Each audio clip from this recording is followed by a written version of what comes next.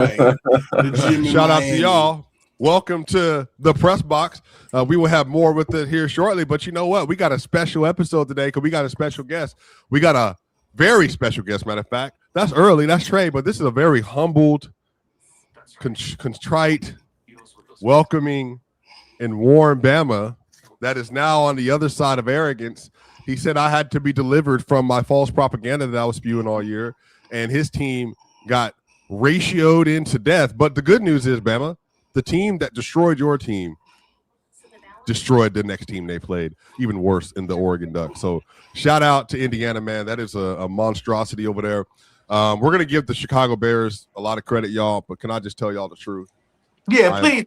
I'm very upset with both of those endings. I'm upset with how the Panthers game ended, and I'm upset with how the Packers lost that game. We're absolutely going to get into that. But y'all know what time it is. Splash Sports has a very, very special bond with Players' Choice. Make sure you tap in with Splash Sports because this is the first weekend of NFL football. So go to Splash Sports, go to your quick pick, go to More or Less, find your slate that you want to put together because we have been making folks a lot of money on Splash Sports. We will continue to do that throughout the year. But y'all know what time it is. This is PC. This is Splash Sports. This is the very best place to get your NFL and NCAA content. And y'all, the playoffs are here. Absolutely. Playoffs are here, y'all. I'm so excited. I'm gonna keep it real, bro. I really hate this time of year, like, because really in the back of my head, what goes to my head, football is over, bro. Once you get to the playoffs and these championship games, football is at the very end, man. It's just like, hopefully your favorite team is still playing, but like each week that goes by now until the beginning of February, bro, it's bittersweet because that's 1 week closer to no football. Then we're gonna have to do nasty shows like Von Miller versus Lawrence Taylor talks and stuff like that. That's when all of them nasty talks get up in there, and you know I'm not really ready for it, man. It's been a good season, man. You know what I mean? Me being a Bama fan didn't go like how I expected it to go. You know what I mean? Like made the playoffs or whatever. Well, your season was 3 weeks ago before the playoffs started, so you know you've been out of it for a little bit. No, that's funny as shit. That's my last so. Did they show up? My bad. I didn't watch the guy. No, you watched the Baylor Bears. You was just caping for. I'm good. I don't. But you hear Trey? You hear me talk about Baylor like that?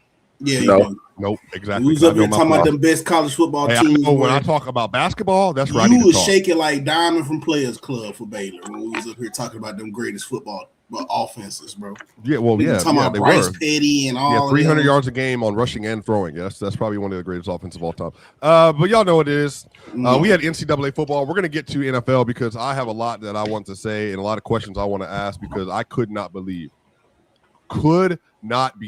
my eyes what I watched both of those games end just the other day. I couldn't believe it, Trey.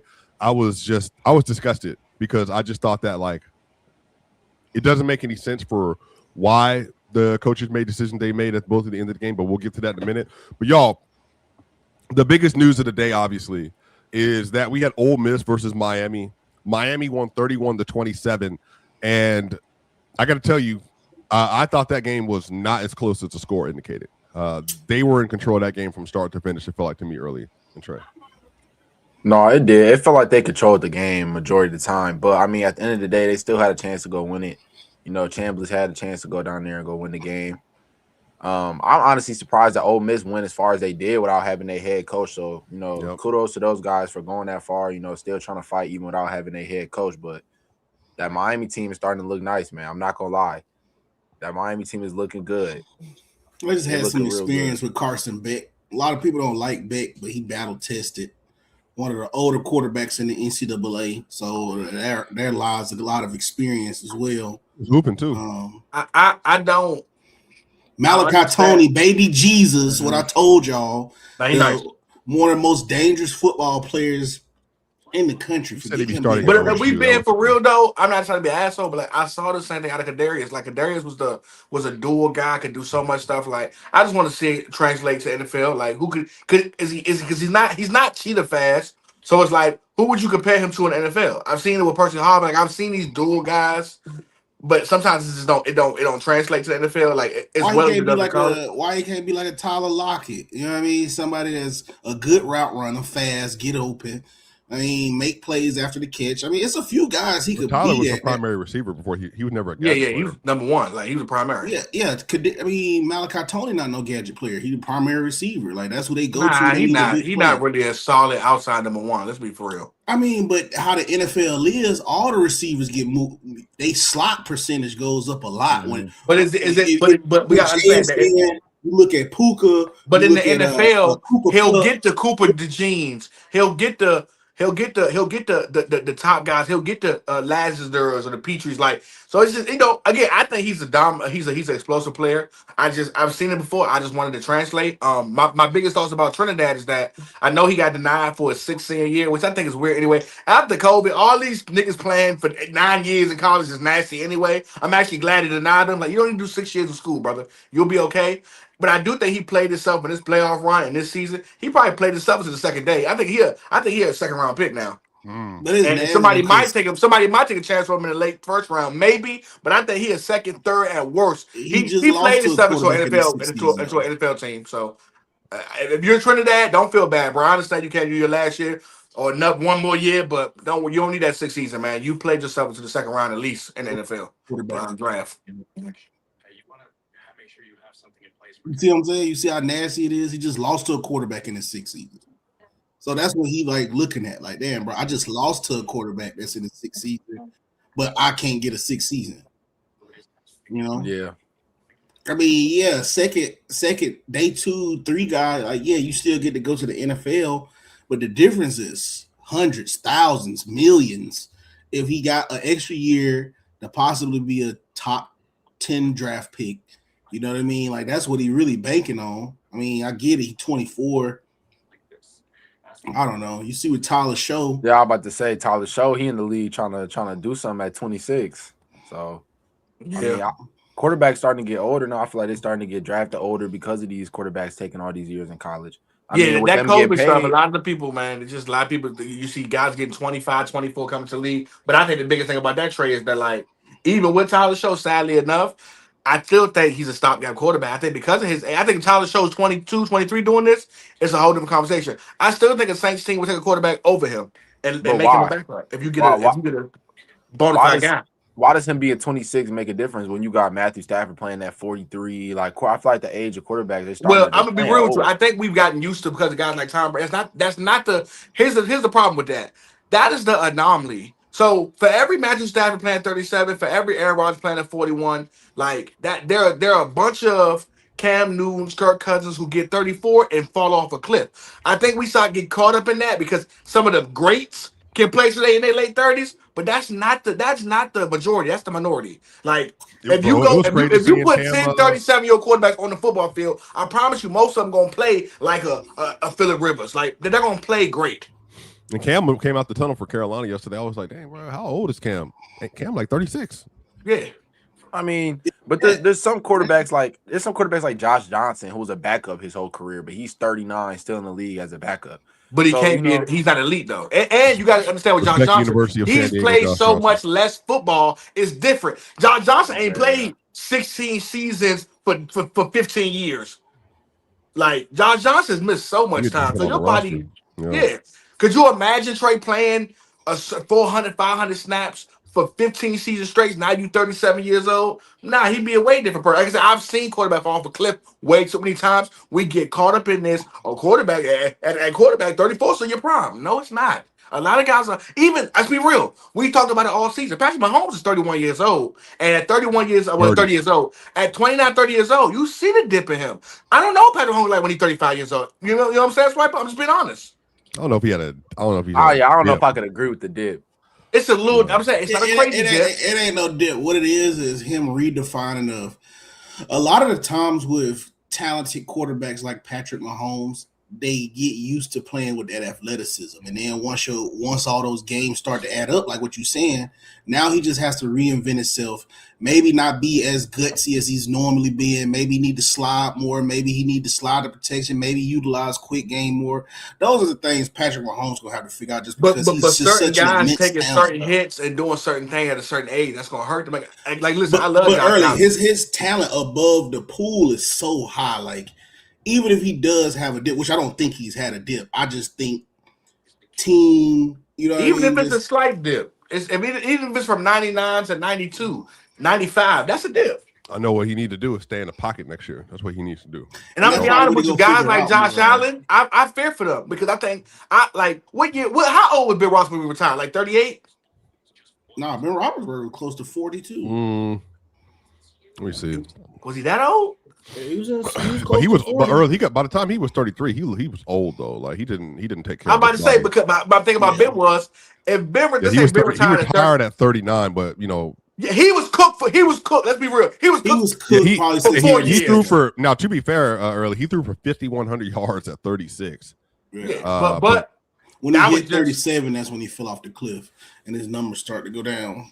Even I'll be real with you. There were throws yesterday that Matthew Stafford 2 years ago would have made that he just wasn't making. I don't know what it is about them Panthers, bro. Every time they play them Panthers, Matthew Stafford be throwing some passes. Matthew sucked yesterday, bro. I'm so glad we ain't got to keep like they quarterback.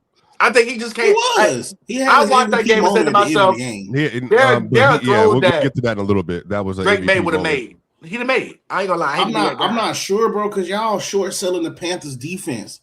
The They was Panthers playing defense is out of not their good. mind. They was playing out of their mind. Them DBs was playing out of their mind. Michael Jackson stepped up substantially the whole game for his pass coverage, especially the spurts where J.C. Horn was out, bro. Like I don't know what game y'all was watching, but that secondary, he wasn't playing well. But, I mean, secondary was playing. That secondary he was playing, but he also was good. not playing well. They should have lost that game. Puka Nacua is the one that saved that game for him. And I don't want to get to that. I want to get to that in a minute. I want to make sure we clear out these college football games. But like Puka saved the season for the Rams.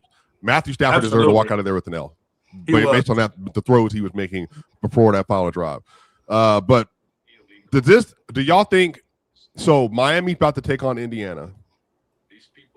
Blowout. Is Miami for Indiana? It's a blowout for Indiana. I ain't gonna say absolutely. Blowout, but Miami don't have an offense for them. I promise you that. I don't know. Oregon had the offense for them. They were just making mistakes. But Oregon don't have the trenches that Indiana. We gotta stop playing around Indiana. Indiana got some of the best trenches in college right now, bro. They have their O line and D line literally make other teams look like fucking high school teams, bro. Like it's not even funny, bro. The amount of pressure that I've seen teams get on other quarterbacks that they can't get against him. Like I'm not gonna lie, like they're different. And I ain't gonna lie, and I watch Miami struggle to get pressure on Trinidad. They're not about to touch Mendoza, y'all. Like I think we keep playing with Indiana. They have the best O-line and D-line, bro, by far. And we need to stop not acting like that's not true. It's fucking like that. You can't get pressure on them. They dominate you in the run game. They dominate you in the pass rush. They are bullying. They've been bullying teams. They literally have separated themselves in the playoffs by their fucking O-line and D-line play. And we keep acting like it's not a thing.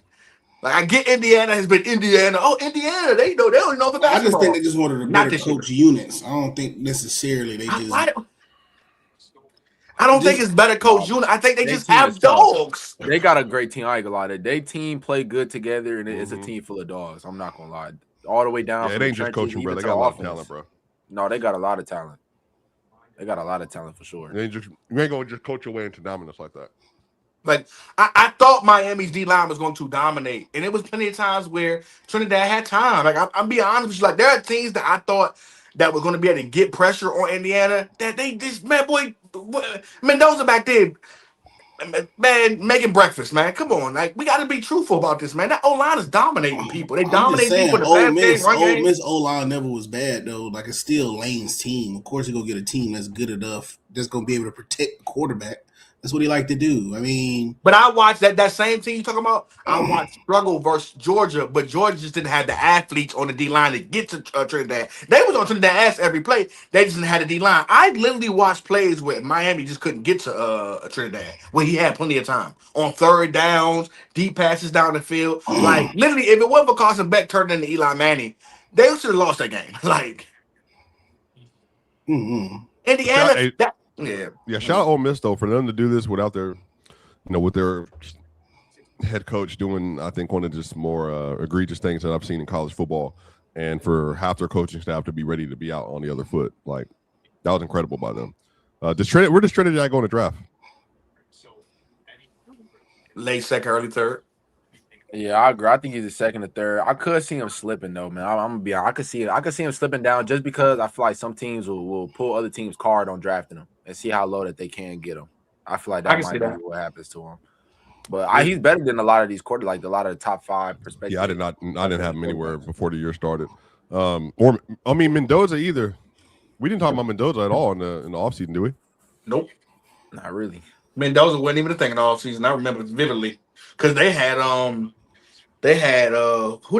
I forgot what quarterback. They had Mateer, Heisman Watch. Boy, man, don't get me started.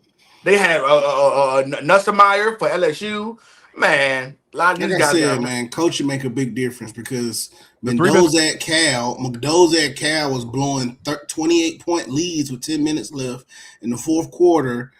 And then he goes over there and he's the most talked about quarterback in the country. Again, like I said, coaching makes a big difference because they're able to put you in situations to be great, to excel, to capitalize on that. But why we had situations where Mike McDonald got rid of Ryan Grubbs, who's at Alabama right now, and he highlighted a very pivotal point.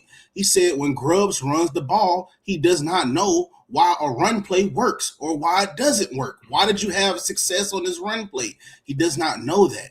It is more to being a coach than just calling plays. How do we get Trey in a favorable position? How do we manipulate this? It's just not, line him up on the 5-8 corner. It's not just as simple as that. Football is very intricate. So what routes are we going to run to exploit this? What are we going to do? What type of time are we going to have? What type of synergy does this quarterback have with this? Is this a route the quarterback even likes to throw? You know what I mean? How many times is the quarterback? There's so much that goes into a football game that people overlook and just act like, coaching really isn't a big deal, bro. It is a big deal because you can see a situation like with Indiana with a bunch of 2 and 3 stars, and they flood a team like Alabama with a bunch of 5 stars. That will be boiled down to coaching. Could you imagine Curt Cignetti with Alabama's roster? That's what I'm saying. Like, it's another level he could get to, bro. But he's just showed how immaculate of a coach he is. I could do this with a bunch of no-name guys. I could do this with a guy at Cal nobody was talking about or nobody was even thinking about. I could do that. I could take guys like this. Even the quarterback before, what was his name? Roick? I don't even know who that dude was, bro. And they was 11-1 last year. Like, so just to act like this is just bro, they just got the roster. Like, no, bro. Like, this man has put on the clinic, establishing a culture at a school. What it is, it's not even at a school. JMU, he did the same thing. Like, he got a whole track record of him flooding teams, blowing them out, bro. So, again, he just went over to Indiana, put his values, established a culture of winning. Maybe they did a couple sacrifices with the Achilles of Daniel Jones. I saw a video about that earlier, how all the Indiana teams it's just like they sacrifice their best players on each team just for the other teams to be good. But anyway, I just feel like Curt Cignetti did a good job putting that over. Like I said, Google me. All time. That's going to be an all-time quote, especially if he wins the national championship. That was everything because, like what you said, nobody was talking about Mendoza. Like, I watched him at Cal, bro. He just wasn't that impressive. Now people talking about he the first overall pick. Joe Burrow talks, he put the ball anywhere he wanted to. Why not? Why not, though? He does have some skill, bro. He do got some skill. Like, he got a nice touch. I can understand that. Bama saying, one, that coach is amazing. He could be an NFL coach one day at any time if he wants to. He's that amazing. I can understand that Mendoza might not have our eyes on the radar at one point in time. Same thing about Tyler Show, though. And he been pretty well in the NFL his first year. So I can understand that. But things change. That's one. Things change. So a guy could be somebody you don't recognize one year and then changes. We've seen it before in sports. So, again, things change. But to act like what they have talent-wise, I understand he's a great coach, but that, like, when you watch them games through the playoffs, there are teams that go against certain matchups and, like, you know for a fact you can't run the ball on them. Or you know for a fact them O-line, them D-line's going to be in the backfield every play. you're watching this Indiana team that, again, I think you slouched on, especially you specifically, Bama, because you talked about how if they had this schedule and that schedule, they would have been able to do 100% he things. did. And they have been By literally. the way, early, we can just say if they had that schedule, they would have blown through them too. When you watch, think, Indiana's the only team so far in the playoffs that they do what they supposed to do. When you watch Indiana, ain't no we go a whole quarter where we don't score. We go back and forth, 3 and outs, and we keep it in a close game. Indiana, one of them teams that they're gonna give you 3 and outs and they're gonna score. And if you don't score Indiana, you're gonna look up, it's gonna be 35-3. And you're gonna be like, damn, they already up by 21. They're the team. Again, I watched Miami versus Ole Miss, and I told people the whole season Miami offense ain't gonna be a problem. And you saw them stagnant times where it's like too many third downs, bro. Too many 3 and outs, bro. Too many not getting past the 50-yard line, bro. Too many bad drives. Too many with 3rd and 5. Now it's 3rd and 10 because 3rd and 15 because you got to hold the play. It was too many of them. When Indiana plays, bro, it's like a well put together suit. It's nothing you can talk about. We're gonna stop the run. So now figure it out with the run. You want to pass the ball? Now we pass rushing. Okay, cool. Now when Mendoza gets the ball, he's scoring. He's not playing around with you. So it can literally be 3-7 at one point. Mm-hmm. And if you get 2 or 3 3-and-outs versus Indiana, they are up 28-7. It's nothing to talk about. They're dominating teams in the trenches, bro. Teams cannot do nothing with them in the run game. I literally watch teams run on other teams that can't do nothing with them. I'm watching it. I watch how well Oregon. And here's the thing: I like Oregon had a good team. I watched how well Oregon moved the ball versus everybody this season. We had Dante Moore, quarterback number 1. They play Indiana. It don't even look the same. They did Indiana the same way they did JMU. At some point in time, you gotta say it's the talent, bro. I gotta say it's the coach. It is the coaching, because if you watch it, dog, you just said it yourself. They look like a well-oiled machine. That is coaching. That is me making practice way harder than the games. If you watch how Indiana runs the ball, it is exactly what I'm telling you. The center, you see it, bro. Go and watch it when they get ready to run the ball. You go see the center tell the guard, me and you, pointing this nigga out mid-game. Me and you are for the double team over here. That means that the coach psychologically has gotten these players to say, hey, bro, it's us versus them. Whether we 2 or 3 stars, it is man on man. This game was decided right here back in July in the weight room, in the off season. That is what that shit told me. That shit is telling me that this dude right here has got in the brains of these kids that make them we're going to out physical you. Those things right there, when I'm just telling you, hey, we double this dude. We not playing those games. He don't experiment with them calls. He don't do all of them little weak ass jet sweeps, them little reverse rich rounds, all of that stuff, bro. They go with what they know. They get the plays. Hey, this is what we have success on with these guys that we have here. It's no reason to experiment. It's no reason to make the game more difficult than it is. You see Oregon, they playing all of these plays where they pull the ball like this. Then you see Dante Moore hit the head. They forcing you to make mistakes because they keep it so simple and they play very physical. And if they force you to make mistakes, that is coaching. That is textbook coaching from when you could look back at the old Alabamas. That was the same way they did. And what everybody said, that's Nick Saban. It wasn't really, it's Nick Saban doing this. Now, he did it with some good players, but that is literally coaching at its best, bro. That team is not making mistakes. They force you to make all the mistakes. They keep their plays simple. They go with what they know. When you look up, number 1 got the ball. When they need a crucial play, they go to Surratt. They keep it simple, bro. And then when all else fails, nobody's open. Mendoza slow ass just scrambles and picks up the first down. I'm just like, well, shit, they got it, bro. If he's able to do that, they got it. They got it. Yeah, I think bro. something you don't do a good job of is giving the credit to the players. They also just have elite players on the roster, and I think some of this it's both. You need great coaching. They have elite players. Two things to be true. You were. They have 2 and 3 stars. Swiper. No, but but Bama, that's the problem with you though. You get so caught up in high school recruiting and stuff, and I get it. That's great, but they're elite, and you can say they're but football's not you can't be a system player in football. You have to especially in the trenches, you got to be good at what you do. There's not a system.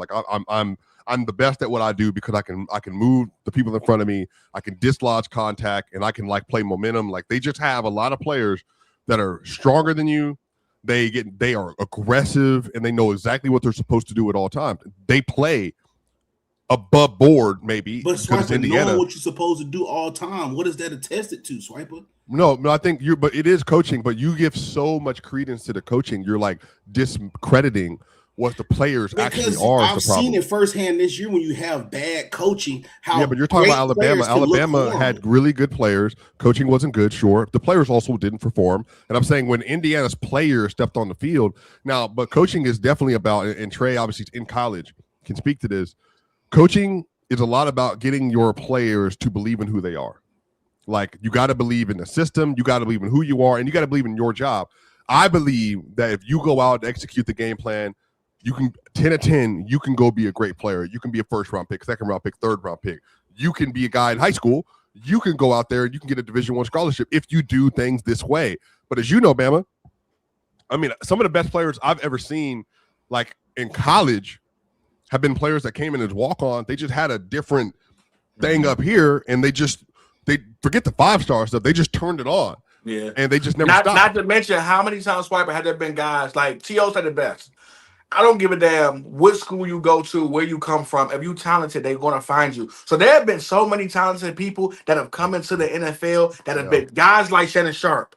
The only reason Shannon Sharp didn't go to a big school because he didn't have the grades. Guys like Michael Strahan, guys like Jerry Rice, guys like Terrell Owens. There have been guys who become first ballot Hall of Famers who were 6th-round picks because they wasn't the most highly recruited guys. There's so many guys that come into the NFL like that or come into college like that when you say, oh, this is a 2-star quarterback, but he became this, and then he went to the pros to become this. Brock Purdy was Mr. Irrelevant at Iowa. Came from Iowa, was Mr. Irrelevant. Went to Heisman recruit. He's a top 10 quarterback in the league. I'm not saying that it's all coaching, but what I'm saying is it's probably more so with this roster, it's probably more so like 60-40, bro.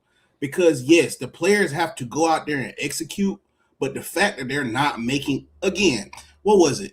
It was like 5 minutes left in the fourth quarter when they had their first penalty. And you saw Cignetti with the whole look. Of course that matters. You also don't beat Alabama 37-3 with just coaching. I think you can, bro. No, there's no way. 50. I kind of agree with Bama because I see where he's coming from. At the end of the day, like all the teams that's in the playoffs right now, they got talent. They all got talented rosters, and I feel like what sets them apart, Indiana, is that they have a talented coach. Well, Bama hasn't talked about that talent in Indiana all year, though. He has not given them credence for how much talent they do have. That's the problem. I think he doesn't see it. In his brain, he doesn't see how. I know that they're a talented team, but what I'm saying is, bro, I'll let Trey get back to his point, but I just feel like, bro, Cignetti is put on the clinic. Look at that, Trey. Yeah. Trey, other than Bryce Young, Bama, who do you think came out of Alabama in the last 10 years that's better than Mendoza?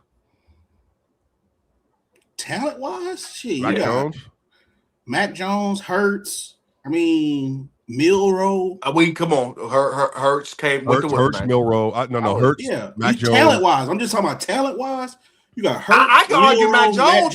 If you love Mac Jones, and ain't no way you don't love Mendoza. It's no way. Mendoza's a more athletic Mac Jones. I can get with that. Yeah, I will say, Bama, he doesn't have the receiving. If he had a better receiving core like Mac did, I think his numbers would be better, especially his accuracy. But if you told me that he went into the league, he's better than Mac. Yeah, I can see it. And Tua, somebody says Tua. But you know where I think Bama come from too, Bama? You were literally spoiled for years and years and years being able to have these dominant teams. Like, and there was a time, Bama, where literally, dog, y'all was just bombarding the field with 5 stars, and y'all were like, again, I told you before, you were having 5-star and 4-star backs backing up other backs. Like, you had a time where you had it'd be Mark Ingram, and then Derrick Henry, and then T.J. Yeldon, and then Alvin Kamara barely touched the field. He only get on gadget plays. Like, there was a time where you would have literally 5 receivers on your roster who could literally be the number 1 on any other team in America, but they were paying their dues in Alabama. So I know you used to that. That was only 1 year they did that, and Nick Saban showed how great of a coach he was in the national championship. He started all of them at the same time and was down 17-0. That's what I'm saying. It was rarely a year where it was just stacked up like that. Yeah, Najee came right after Derek, bro. I thought Najee was going to be out. So it was only 1 year where we had that situation like what early talking about. That's when we had T.J. Yeldon, D. Hart, Al.T. Tenpenny, Kenyon Drake. What was the Damian Harris? Man, y'all was averaging like 10. Y'all was averaging like Harris? 10 first and second rounders for like 6 years, bro. Damian Harris was the year after all of those guys. But who was there with him though? There was somebody else that was. It was Damian Harris, Najee. It was Damian Harris, Najee, and then play for San Francisco right now. Brian Robinson. Yeah, you said they only did that once, bro. That's an elite. That's an elite right Not really, but what I'm talking about, what Early is talking about, bro, when all of them players just stopped piled up on each other. After that, it just went. Damian Harris and Najee is a stockpile, brother. That's just 2 running backs. You said the third one. Brian Robinson was good. He was a third-round pick. He was a freshman, and then Damian Harris left as a junior. When Derek was a freshman, he was there with who was the lead back that year when he was a freshman? So I think he was number 27. No, when he was number 27, that was TJ Yeldon and Kenyon Drake. And it was cold. So the year Early was talking about was, what was it, 2015, 2016. That's when we had Yeldon, Drake, Henry, Kamara, L.T. Tenpenny, and D. What year was Josh Jacobs there? Josh Jacobs was a year after, all after them. So no, but you Josh can't. Jacobs, you're nasty, bro. You're nasty. No, Josh Jacobs was 2019. They had, bro. They had Derrick Henry, and you said it was Yeldon and who? Yeldon, Drake, Kenyon Drake. What are you talking about? That's like a crazy running back room, bro. That was a 1 year. No, I'm done with this. Swiper, watch this, Swiper. We'll start with 2020, right? You had Bryce Young, Mac Jones, right? That's on your team. Then you go Najee Harris, Brian Robinson Jr. Yeah. Oh, let me just go through them. All NFL guys. Devontae Smith, Jalen Waddle, John Mechie. Like, bro, what are we talking about, bro? Then you go to the defensive side, and you got guys like, let me see who you got on defense. Because I'm like, your linebacker core, Will Anderson. Like you have so many draft picks, like back-to-back guys. That's just what like, great coaching do. Indiana's going to have that too. Indiana's going to have that too, bro, because that's what great coaching is going to do. If you don't think man, you're nasty. No, this is why, Trey, you're not on his side. He's talking about great coaching and bringing up Will Anderson and the craziest running back room in the NFL, in the whole NCAA, the craziest wide receiver in the room in NCAA with Mac Jones and Tua and Bryce Young. And he's talking about coaching. Yeah, you're right. In 19, you had Tua, Mac Jones at your receiving core. Henry Ruggs, Jerry Jeudy, Jalen Waddle, Devontae Smith, John Mechie. That's your receiving core. These niggas are all NFL guys. Other than Henry Ruggs, who got in trouble, who probably still be in the league. Yeah, you have 6 receivers, and they all went to the NFL. Some of that is credited to coaching, though. I'm not gonna lie. Some of that is credited to coaches. Who it is, but okay. How about this? That's great. In 2001, it was also credited to Miami. They had a great coach. They also had the Miami Hurricanes roster. You could have put you there, and they would have won the national championship that year. That's how good they were. I don't know, bro. I'm done. We're moving on. I don't like when Bama talks about Alabama. I really don't. It get real fake, man. I hate when he talks about it. I hate when he does it. Coaches we know it was a time where Bama was almost guaranteed to get 10 first rounders every year. 10 first rounders on one team. Agreed. So Alabama. But Bama, we don't want to hear it anymore. We don't want to hear it anymore. If I get trans a receiver, at number 21 pick, Alabama. My school and get 2,500 yards, bro. I get no. By the way, Larry Coker was in his first season in 2001 Miami, and they walked to a national championship. What did Larry Coker do after he got done in Miami in 2001, 2002? Zero, nothing, nada, nilch. He's not Saban. They had the greatest assimilation of talent in the history of college football, and they dominated. So anyway. By the way, when your fourth receiver is the number one on the NFL team, who are you talking to, bro? Yeah, Stop it, bro. And then y'all talk about Josh Jacobs. Josh Jacobs played quarterback in high school. All right, anyway, I don't care. No, ignore it, bro. We don't want to talk about it. I don't care. Anyway, it don't matter. I'm glad they got packed up out of the college football championship. That way, all that talent can get dismissed and put on the board. Everybody transfers out. We will be back. But guess where you won't be? Guess where you won't be in the national championship. By the way, I think 20 won on national championship. I think 20. How do I talk about Baylor? How do I talk about Baylor? We won the Cotton Bowl, and I was happy with that. I was perfectly fine with that. They won the Cotton Bowl 4 years ago. Good job. Has Alabama won the Cotton Bowl in the last 4 years? What has Alabama won in the last 4 years since we doing this? I tell you early, y'all ain't got no money or arguing with somebody with all that money. You ain't got no money over there, baby. Are we doing tit for tat? Do I care? Y'all, bro. You niggas have not won since NIL. Y'all can't guess what? No talent. There's no arguing between Baylor and Alabama. I don't care. The issue with Bama, my identity is not centered around a college football team full of teenagers, and I can't be honest about what I'm saying. So what I'm saying is we can move on. I think Indiana is going to probably win a national championship. I'm going to go like 38, 21. And then they're going to be like, and the Bama's going to be like, wow, coaching. Great job. They're going to have ran through everybody, all the blue bloods, all of them, all the blue bloods. And it's going to be just straight up coaching. Shout out. They're going to be 16-0, and you're going to look back and say they're one of the greatest college franchises of all time. He's going to say one of the greatest coach teams of all time. That's the SEC championship in 2023. That was at the pinnacle. Shout out, man. Shout out to Splash Sports, man. Win on Natty. Continue to make your money with Splash Sports. Pick your more or less. You got to be 18 or older to play. Make sure you tap in with Splash Sports, man. 18 or older to play, 21 or older to play in certain states, 19 or older to play in other states. Make sure you tap in with Splash Sports. And again, we got a quick picks coming up here in a little bit. By the way, somebody in the chat said it. I'm glad I started fact checking Bama because he gets emotional cap. I agree. I'm very glad that we're able to have that. Cue ball all the time. All the time. So Bama, Trey, and Trent, who's not here, and J Rob, who's not here, and Early, who we got the team people showing up. I'm looking at the all 22 right now. I want to get to the Panthers versus Rams. I wish I could share this all 22 with y'all. I might be able to share images.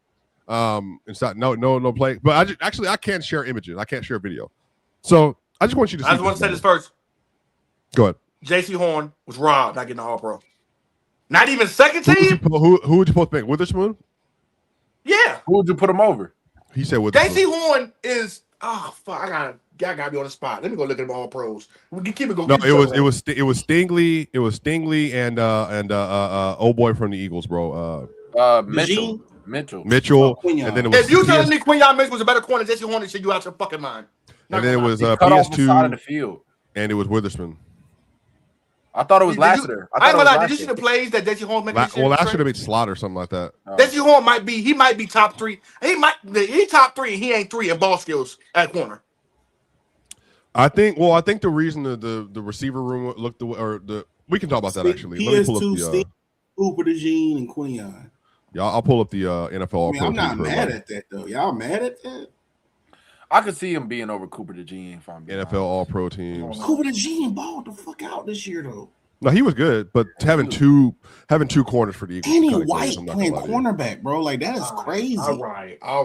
Bro, that is crazy, bro. Y'all is playing, bro. Y'all gotta give Buddy credit, bro. You gotta give him credit. Pro corners, that means your DB room gotta be crazy. Like I don't think I really got that type of energy from All right. So the All-Pro teams, we'll read it. Where's the list at? Here we go. So first team All-Pro this year was Matthew Stafford, quarterback. We saw last year, by the way, this does not mean you win MVP, but maybe they do. Sure does. We'll see. And then you got Bijan Robinson, made RB1 an All-Pro. Do you feel good with that one? I thought James Cook was what he made. Yeah, he made both. Watch Jamar Chase make it. Hey, what's this? But what's this all-purpose shit? That's new, right? What is that? It is. What is that? Oh, that's like the Clutch Player of the Year award. What is that? They just gave that to give Chris McCaffrey an award, bro. That was weird. That shit. I agree, Trey. All-purpose back. But how does Jamar Chase make it over George Pickens? I saw that. How is Bijan a first-team All-Pro running back, but a second-team All-Pro all-purpose? Well, that's like when they made. They could have gave Jahmyr Gibbs that day. Khalil Mack made first team All-Pro Bama. I think it was at DN and linebacker one year. So like they've had some like kind of weird thing before. Yeah, it's Chris basically McCaffrey, first team all-purpose back, but not a first team back. All right. But I think how is Pickens not better than Chase this year? I swear Pickens was. I think they probably took into account. They took into account the quarterback room. Yeah, he did. They took into account. They took into account the quarterbacks that Jamar Chase played with this year, and his numbers were still obviously very elite. And all the injuries and stuff they went through. I'm sure it probably has something to do with that. I'm not saying that's right. I'm saying that's probably what they were thinking. All-purpose backs. Yeah.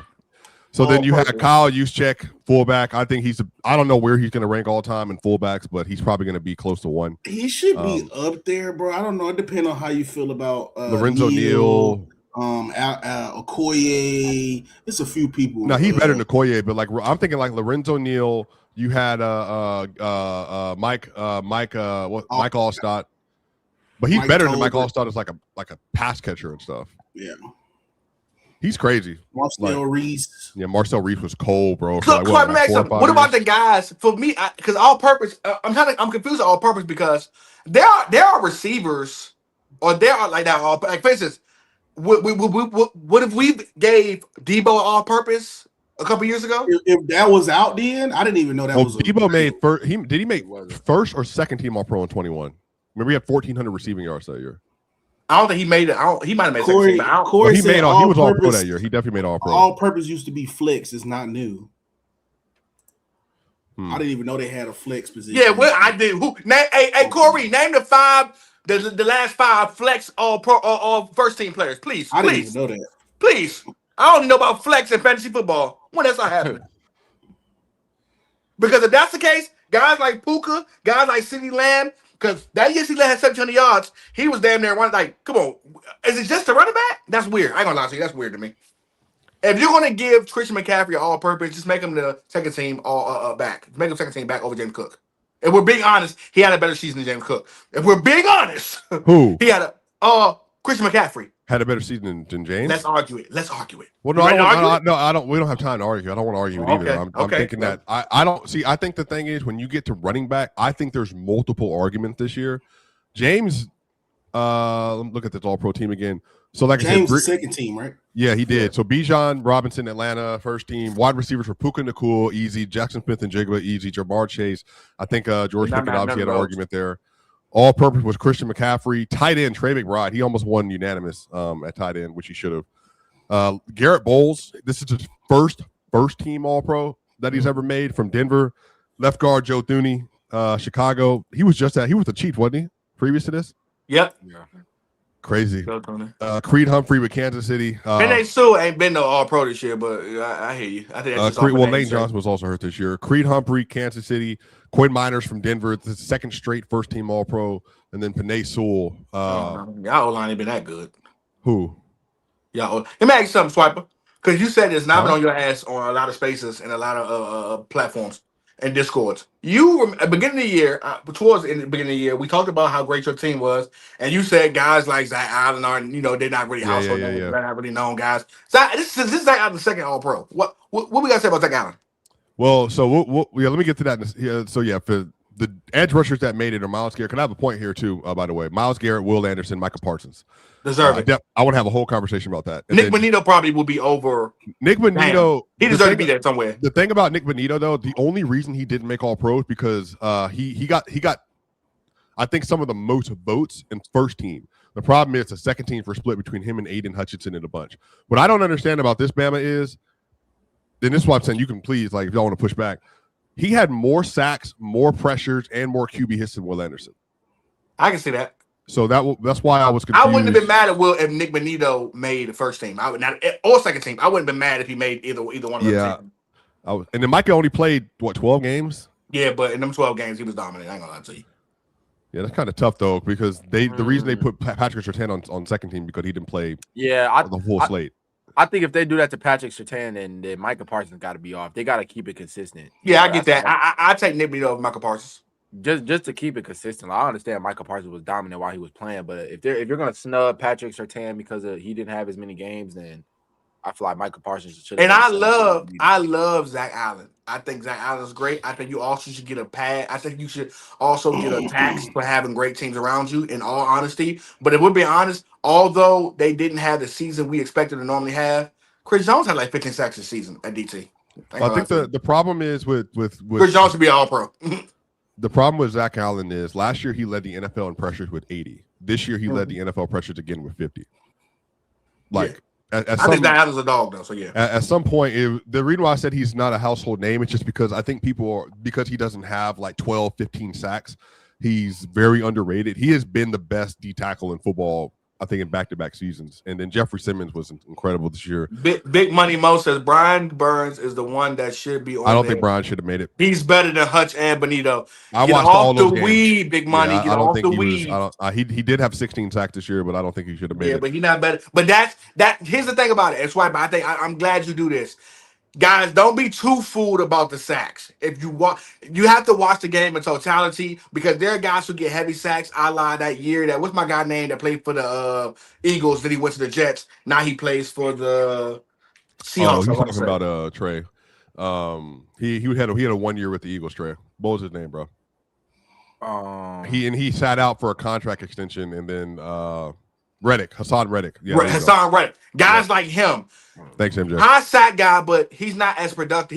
A guy like Hassan Reddick might get 17 sacks, but he ain't better than guys like a Will Anderson or guy like it ain't the same. Like so, them sacks. He got all them sacks a year. Everybody on the Eagles D line had double-digit sacks, bro. That was fucking same year, bro. Yeah. So like, don't get like. I understand Brian Burns had 16 sacks, but like, I guess for me, I'm confused. The Broncos don't hit the same. They don't broke the sack record this year. They only have one player in their front seven on All-Pro teams. It's kind of interesting to me. Brian Burns is not a better pass rusher than Benito. Big Money. I ain't gonna lie to you. By the way, shout out Jack Campbell and Jordan Brooks. Like, but by the way, is that the Jordan Brooks that got drafted by Seattle, y'all? Let me check. Yeah, I'm pretty sure. I think so. Jordan Brooks. I'm gonna lie. I watched Jordan Brooks this season, a couple Miami primetime games. When I tell you that number 2, hold on, Bama, timeout. Jordan Brooks, just for people to understand why this is so crazy, y'all. And let me, Bama, you don't remember this probably. Jordan Brooks got drafted by Seattle in 2020. Let me tell y'all how crazy this is.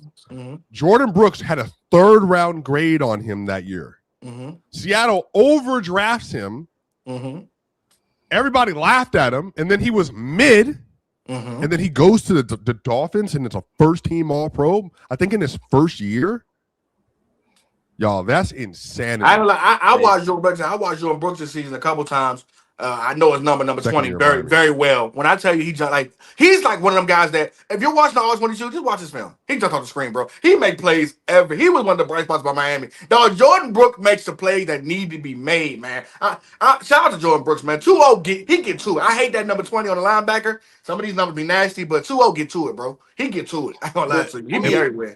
Even what Steve tells us, bro. That's why I'm glad, we ain't had Steve on the platform to give us like a little bit of insight to it. When you go somewhere, essentially, they pick you because they don't want somewhere else to get you, right? Mm-hmm. So he doesn't look like an all-pro version of himself. When he went to Miami, they probably put him in a position so he can exceed. He had 183 tackles this year, Bama. So, yeah, I mean, shouts out to him, bro. I'm glad he got a chance to go, be something. Because to me, I feel like everybody in the NFL, they got superstar capability. It's just a lot that goes into it, more political when it gets to the NFL. So I feel like that's just a testament to that. Yeah, like prime example, Thomas Davis plays safety when John Fox gets him. Ron Rivera gets him and puts him the linebacker. It changes his whole career. Changes his whole career. Now he probably gonna get a gold jacket. We probably got one already. Even shout out to your guy Nick Saban. You get, I know the story very well from my people. You get Trayvon Diggs. He's a receiver. You put him at corner. He calls Stephon Diggs crying like, bro, I'm not going. Like, bro, the nigga put me at corner, bro. I'm never going to make the league.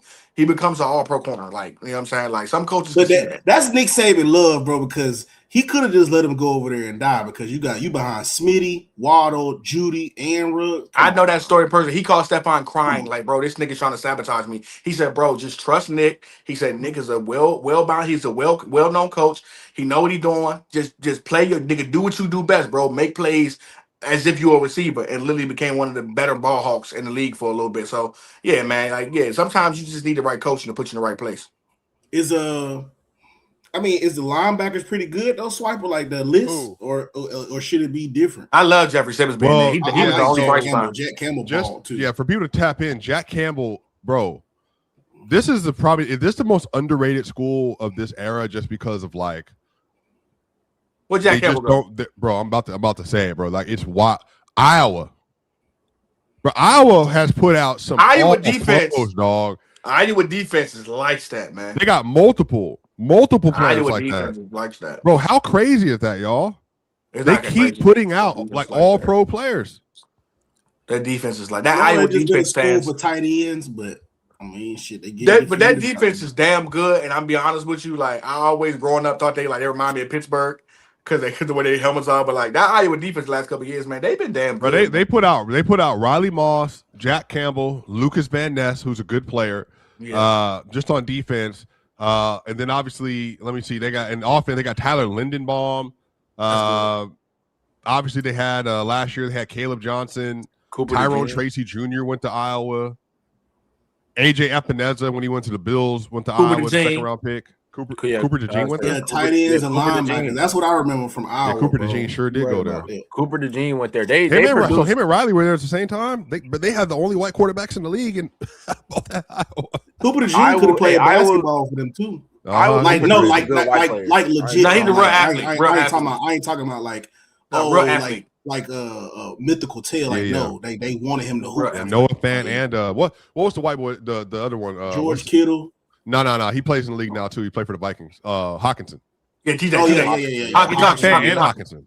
TJ Hawkinson. Yep. That's the thing about Iowa. They're gonna produce some good players. They're gonna have a strong defense, but until they change that offensive system, it's gonna be the same. Yeah, because Kittle had to play like fullback and shit for them. Like just a nasty. Now again, the reason I don't shout out Q Ball. He said Chad Greenway too. That's a dog. Chad Greenway was crazy at the that was one of my favorite linebackers in the league. Man, I ain't gonna lie, Swipe. I ain't gonna lie. No funny. I love a good white boy with the long hair playing linebacker. Yeah. Ever since Clay Matthews, I love to see a white boy. Clay on the sideline. Clay on the sideline playing with his hair, doing all this. That shit just blowing in the wind. And when they added the Madden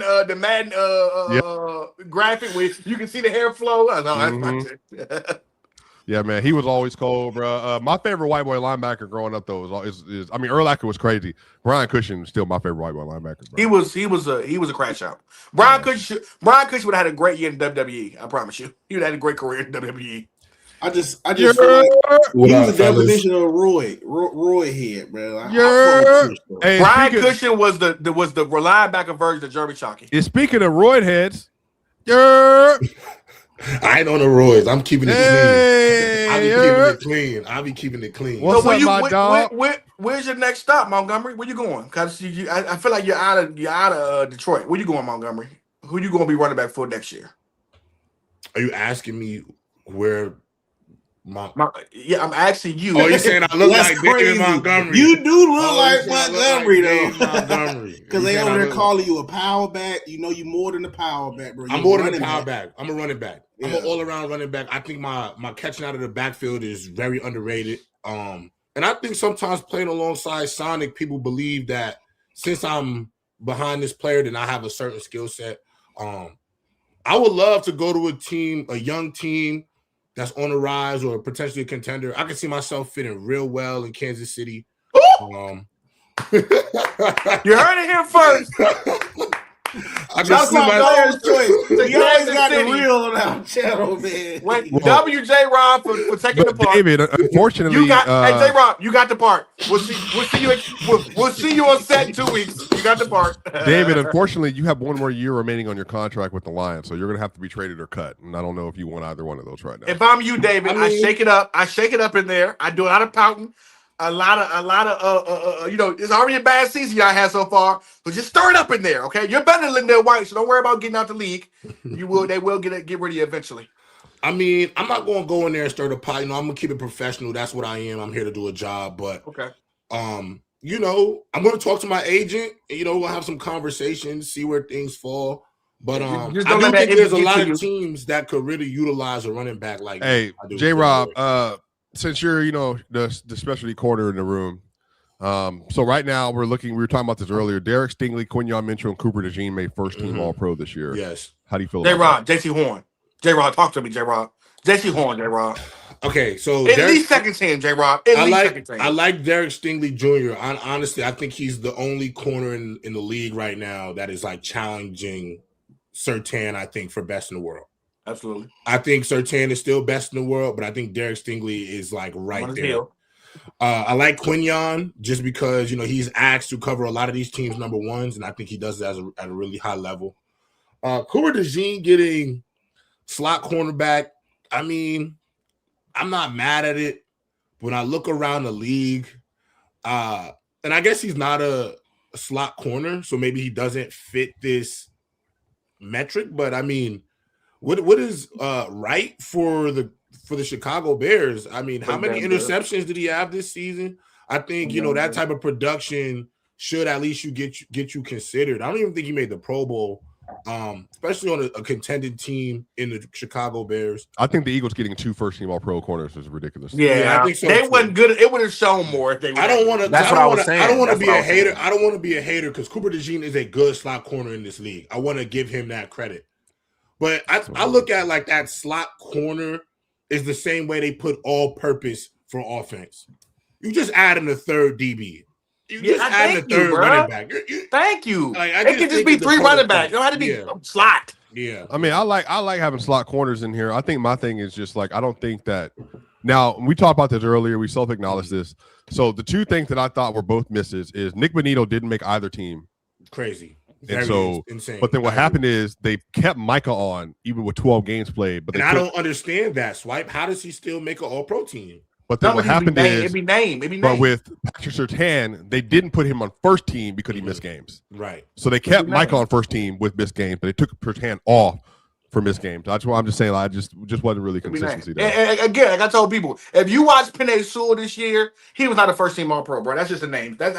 He been here before. We're gonna keep it this way. But that's a name thing. But I'm gonna say this too, Swiper, that I don't think a lot of us talk about in media when it comes to like the Associated Press and their all pros, whether it be college or the NFL.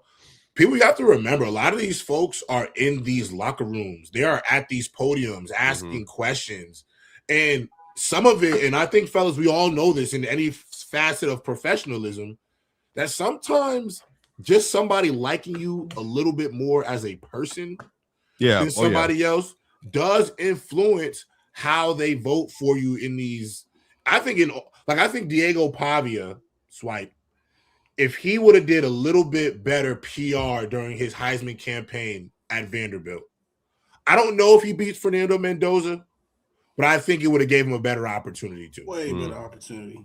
They do, but they do it in all sports. That clown said he was better than Tim Tebow and Cam Newton. Yeah. I'm being honest with you. Even like they do it in basketball too. Like, if we're being honest, if the situation don't happen with Kobe, well, we know what happened with with Denver, and also if Shaq is beloved in media and later on in life, and he's beloved by like us, but like he was kind of he could be an asshole at times. I think he gets at least 2 MVPs. But Steve Nash was just a nicer guy. No, that's not true. I don't want to go to baskietball because you're going off different years. Shaq, that was 05 and 06 for Steve Nash. Shaq was not in his prime. Shaq finished top 3 MVP voting in 05. Kobe for sure. Kobe for sure deserved MVP. Kobe lost MVP. Kobe he deserved one MVP. They were an 8th seed. That's why he was an 8th seed that year. And then Steve Nash, he didn't. And you probably don't remember this. He didn't have Amari Stoudemire that season, and they were still the number 1 overall seed in the Western Conference. I'm saying, they're definitely one of the fastest offenses in the league. Yeah, we're right. No, but Steve Nash was also just Steve Nash. So I don't want to get like that's what I'm saying. I don't want to get lost on the NBA voting. Because NBA voting, NFL voting different. You would never. You're a Jokic fan, so you like never have a first team all pro player not win MVP. But only the NFL would ever have that. Can I throw one more thing out there too, fellas? I think George Pickens was a snub for. Yeah, Bama said that earlier. And at least second team? I think he should have got in over Amon-Ra St. Brown. Just due to the fact. No, you got your mind. Can I tell you what? Can I give my case first? Can I give my case?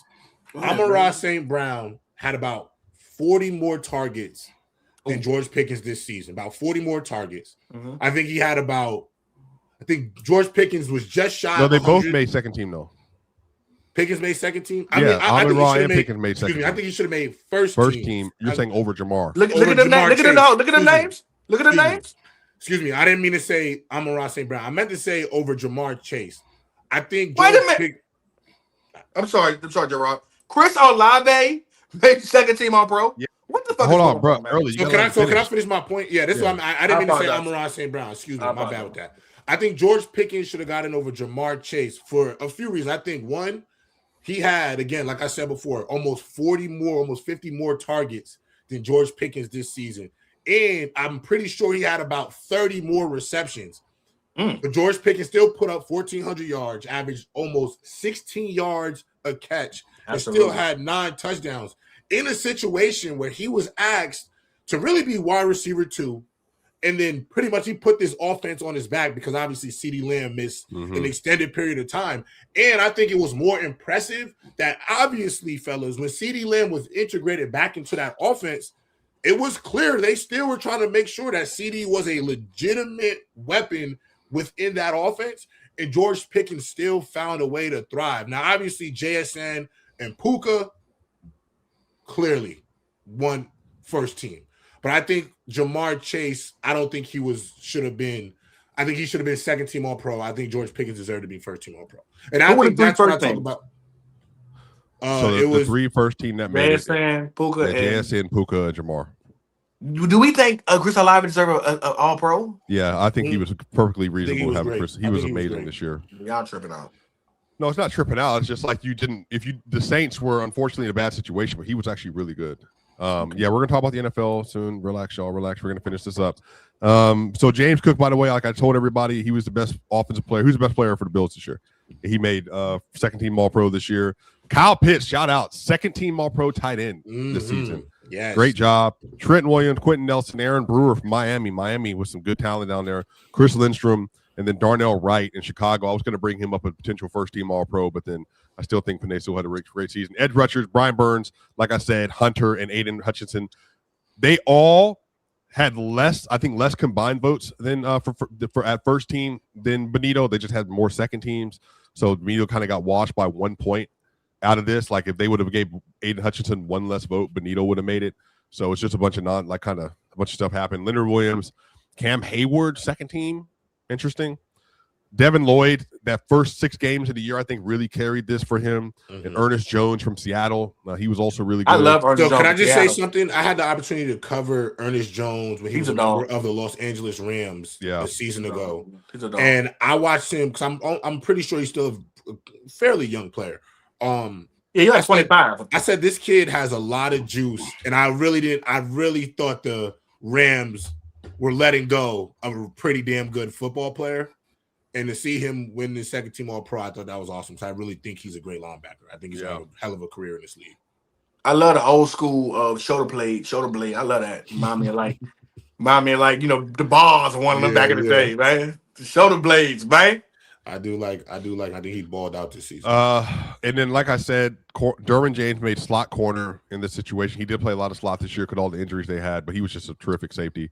Patrick Surtain and Devin Witherspoon. Shout out to Seattle. I think that's 3 All Pros in their defense this year. It's the second time they did that with Derwin James, though. Yeah, but Derwin. I love Devin Witherspoon, but that is J.C. Horn's spot, brother. But to talk about Derwin, though, I do think early, or Bama rather, Derwin did this at FSU. He's one of the most unique safeties that I've ever seen in the league. Yeah. He's able to play corner, nickel, linebacker, safety. He is what Kyle Hamilton wants to be. Like I'm saying, like as a good thing. Kyle Hamilton can get there at some point, but like Derwin is like ridiculous. And then Jesse Bates made second team All Pro. Talanoa Hufanga and Xavier McKinney, they both shared votes.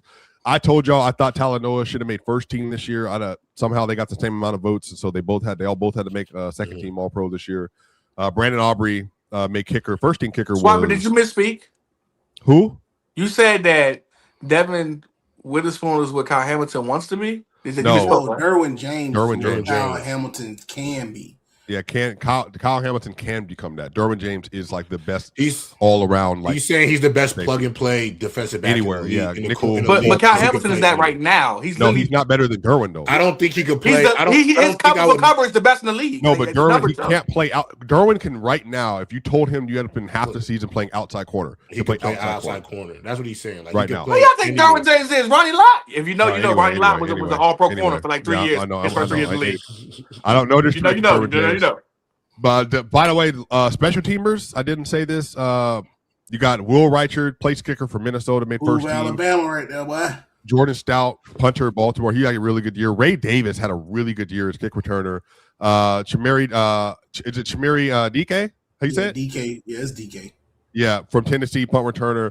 Devon Key, crazy story for Devon Key, made special teamers from Denver, first team All-Pro, and then Ross. Yeah, I was just getting All-Pros. Damn. And then second team, like I said, we went through that. And then special teamer Brandon Aubrey was amazing this year. Michael Dixon, great punter for Seattle, just phenomenal. Cavante Turpin, one of the best kick returners in the league. Marcus Jones, punt returner from New England, really great player. Delshon Phillips, special teamers from the Chargers, and Andrew De Paola from Minnesota. Shout out to him. That Seattle kicker's amazing. That punter's amazing. No, yeah, him and the Alabama kicker that plays for Jones, Bama. You might remember who I'm talking about, but by the way, so this is how the All-Pro team slotted. Alabama kicker that plays for who? I forgot it. I forgot who he plays for now, bro. He was the kicker during the Alabama year during the Auburn return. He's from Denver. He went to Mullen. Oh, you talking about who the fuck was that kicker, bro? That kicked that. He had a crazy leg in college, bro. Yeah, he did. Yeah, he did. Anyway, Jacksonville deserves more All-Pros. I ain't gonna lie to you. So the All-Pro leaders in the NFL, Denver led the NFL with 6. Seattle led the NFL with second in the NFL with 5. The Lions had 4. Stupid. You there should be a slot for kick holder. Hell yeah, because I'm holding these shits, bro. Well, they do have long snapper though. I do my job, bro. I do my job. I ain't muffed now one snap, bro. Come on, especially if my kicker went like 41 for 43 all season. Nigga, I was holding my ass off. Bro, laces out every time, bro. Come on, man. Come on. Are there any surprises on the amount of All-Pro selections for any of the teams? The Panthers had 0, which he's been in two best teams all season. J.C. Horn and Derek Brown should have been fucking All-Pros. Don't play with me. Who is Derek Brown making All-Pro over this year? You glad to me today? I do think J.C. Horn had a case over who was on second team. Not Witherspoon. I think he had a case, but the thing we don't think Derek Brown had a case over Jeremy Simmons. But you gotta also remember over who? Cameron Hayward, maybe Cameron Hayward. Witherspoon was hitting, bro. That's the thing. Witherspoon, definitely Cameron Hayward. I'm hip. So at the end of the day, I'm not mad at Devin Witherspoon. I think I would have took J.C. Horn, but I also know like when your team is a winner, you win 14 games, 13 games, you're more likely to get the nod as well. Yeah. Mm-hmm. Yeah. And these hey, so J-Rob, so then what's the Lions? What's the Lions' excuse? Facts. Yeah, I mean, the Falcons have 4 All-Pros, guys. Falcons. They should. Yeah, they should. Jesse Bates is like one of the best safeties in the league. They had a tight end that was clearly one of the top 2 tight ends in the league. If I'm being honest with you, though, I'm very happy with what your man did this year. I can't think of his name for the tight end right now. But I love what he did this year. You kind of pissed. I love what he did. I love what Kyle Pitts did this year. Yeah. But I'm being honest with you, like there were still better guys than this. Who? Kyle Pitts made him put respect on his name this year, bro. Yeah, the only name you could even come close to bringing up is Ferguson. Kittle was hurt all year. I think Jake should have got it. And then Kyle Pitts had like the best single game. Yes, bro. Yeah. I think Jake should have got it. Who? Ron Powell was hurt this year. Kittle was hurt this year. I think Jake Ferguson should have got it. Okay, so a player with worse stats on a better offensive situation should have got it over Kyle Pitts. I hear you. Okay. Then so if we're doing that, then why is your bum ass Chris Olave starting over Zay Flowers? No. Go look at Zay Flowers' numbers. Hell no, Chris Olave. No. All right. Chris Olave was bugging. Kyle Pitts, by the way, that nigga had 14 less catches than Chris Olave had 156 targets. By the way. Your man Zay Flowers had 84 catches for almost 60 yards more, and he had 17 should have first team or second team All Pro over Kyle Pitts. Had 82 receptions, 600 yards, and 8 TDs.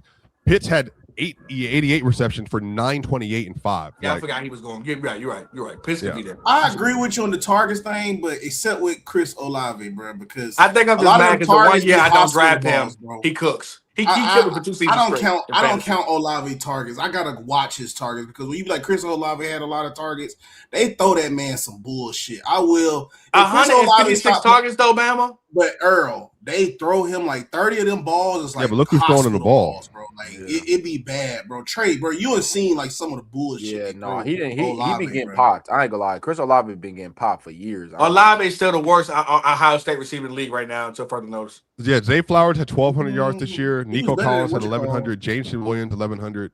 Justin Jefferson only had 1,000, so that's probably not Marvin Harrison. I ain't gonna lie. Even though he only had 100 yards receiving, I would have been just fine with Devontae Adams getting that second slot with them 15 TDs. Hey, by the way, remember Early said that if you have well over 120 targets and you only get barely 1,000 yards, you suck.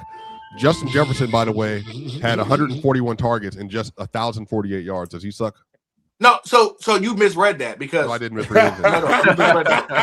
You misread that because what I said originally was how many guys do you know get? No, I ain't say targets neither. I said how many guys do you know get over 100 catches and barely get under? You said targets. I said, okay, well, how many guys you know get that many targets? Did he not say targets? It was both. It was both. I will pay a chat member to flip it up. I said under because the fact that the argument was Wandale having under 700 yards. That doesn't happen. No one nigga gets 140 targets, 100 catches, I got you. 69. I got you. Go ahead, J-Rob. He's pretty much saying you cannot be Jarvis Landry. If you are Jarvis Landry, you cannot. No, but he was saying Wandale was barely above Washington. Washington from the Jaguars. Parker Washington. You I still stand behind that. Hey, look, but Trey, they talk all that shit. And what Parker Washington do that same week, nigga? Parker Washington is nice. What's in the end zone, Trey? He heard him talking crazy about him. Bro, both players could be good. But J-Rob, there's no way. If a nigga tell you a nigga had 100 catches, 150 targets, and 699 yards, he didn't have 699 yards. I'm gonna tell y'all boys, didn't have 699 yards. Make sure y'all put a lot of stock right now. If you in this stock and investment, make sure you put some investments in Luther Burden, man. Next season is gonna be a move. Yeah, I mean, I would love to be a young number 2 quarterback or first round.